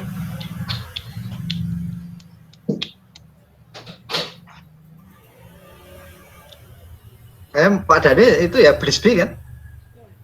Kenapa? Dani kan Brisbane kan Mas Pak Dani itu.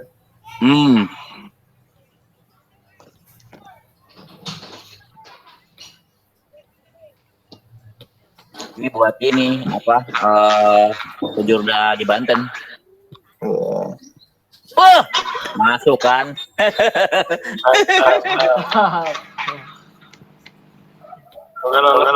Sorry. Seru. Wasit ya?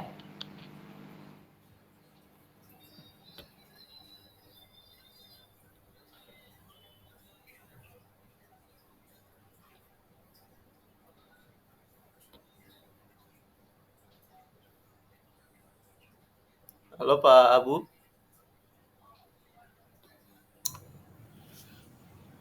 Selamat sore Pak Abu. Bunyi nggak dikasih tahu itu. Itu udah ada dia di sini masih ada. Ada. Di jaringan ya. Ini baru masuk lagi. Iya baru masuk, masih di mute suaranya, mic-nya di mute. 6 menit lagi ya. Habis. Habis. Mungkin Pak Makmun bisa menggantikan sebentar. Ya silakan Pak Mamun. Jangan. Yang tadi bagian. Kang Denny tuh. Nah, ada yang angkat tangan. Silakan masuk Iswan. Pak Makmun. Enggak jadi. Kita mau tanya nih sama Pak Makmun nih. Kalau pertanyaannya. Serius nih saya. Tadi yang soal jurnal itu nggak terlalu dengerin. Itu gimana ya tugasnya? Dibuat presentasi ya. Dibuat presentasi lagi ya? Iya. Iya. Aduh. Yang penting jangan bahasa itu dibuat presentasi di sadur ulang. Diringkas ulang. Gimana itu? Di PowerPoint. Mas, ini suaranya kayak suara malaikat. Kalau dibuka langsung gema Mas. Manro buka. Belum mati.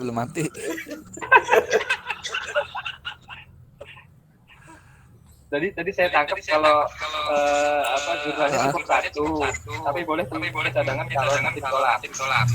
Iya. Nah, terus yang dibuat di PowerPoint-nya itu gimana itu? PowerPoint-nya ya itu dari jurnal yang mau dibahas itu. Jadi disadur, dirangkum gitu. Ya ibaratnya kalau saya tangkap ya. Poin-poinnya. Jadi itu jurnal itu kayak tesisnya kita bikin untuk presentasinya. Jadi kita analisis ulang gitu. Iya, benar-benar itu juga ya kita yang bikin. Kalau analisis ulang sih enggak, kita menjelaskan ulang sih. Iya, menjelaskan ulang. Udah yang saya tangkap itu kan hasil analisis hasil jurnal itu kan orang pasti kan udah ada analisis sendiri. Ya. Nah kita misalnya nggak ada masalah kalau kita ngembangin lagi. Nah, contohnya kayak tadi kan yang pacing itu. Nah dengan misal di jurnal itu contohnya A. Nah kita bisa menganalisis ke hal yang lain gitu. Kayaknya sih tetap fokus di jurnal itu, Mas Denny. Kecuali duplikasi yang sama. Iya, jadi jurnal satu misalnya nih kita menjelaskan tentang jurnal tentang keamanan teknologi hubungan sama apa. Jadi kita fokus di situ aja, tetapi kita merasa bahwa itu milik kita sendiri gitu. Jadi intinya nggak pura-puranya jurnal itu kita yang buat gitu ya. Iya, kita yang presentasikan. Jelasin. Oh iya. Masih sulit juga. Ya masih sulit karena pemikiran orang kayak kita klaim. Kemarin kan kita udah ngirimin ada yang 2, ada yang 3. Berarti kita bisa milih yang Mas Duta ya? Iya, itu saya aja milih yang dari Mas Duta tuh. Mas Duta berarti nanti kan Mas Duta ngirimnya 1 tuh betul. Gak usah Pak Abu yang milih gitu, kita yang milih. Kemungkinan pasti ada yang sama kalau nggak divalidasi dulu sama Pak Abu. Kalau kita pengennya kan divalidasi, ini yang dipakai, silakan yang digunakan, nah baru kita up ke PowerPoint. Kalau enggak gini, dari misalnya kita udah pilih beberapa jurnal kan, udah diverifikasi sama Mas Duta. Nah, dari beberapa jurnal itu nggak dipilih satu, tapi bisa beberapa. Nah, kita lihat dari beberapa jurnal yang kira-kira memang lebih mudah untuk kita jelasin gitu. Misal nggak satu doang yang dipilih. Kalau satu doang kayaknya kalau soal kalau materi kalau pembahasannya agak susah itu agak repot.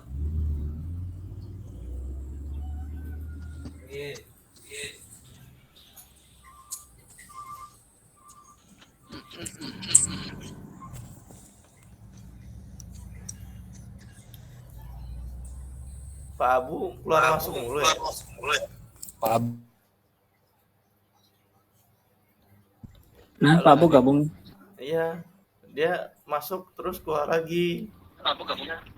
Berarti jaringannya ya. Jaringannya ngebug.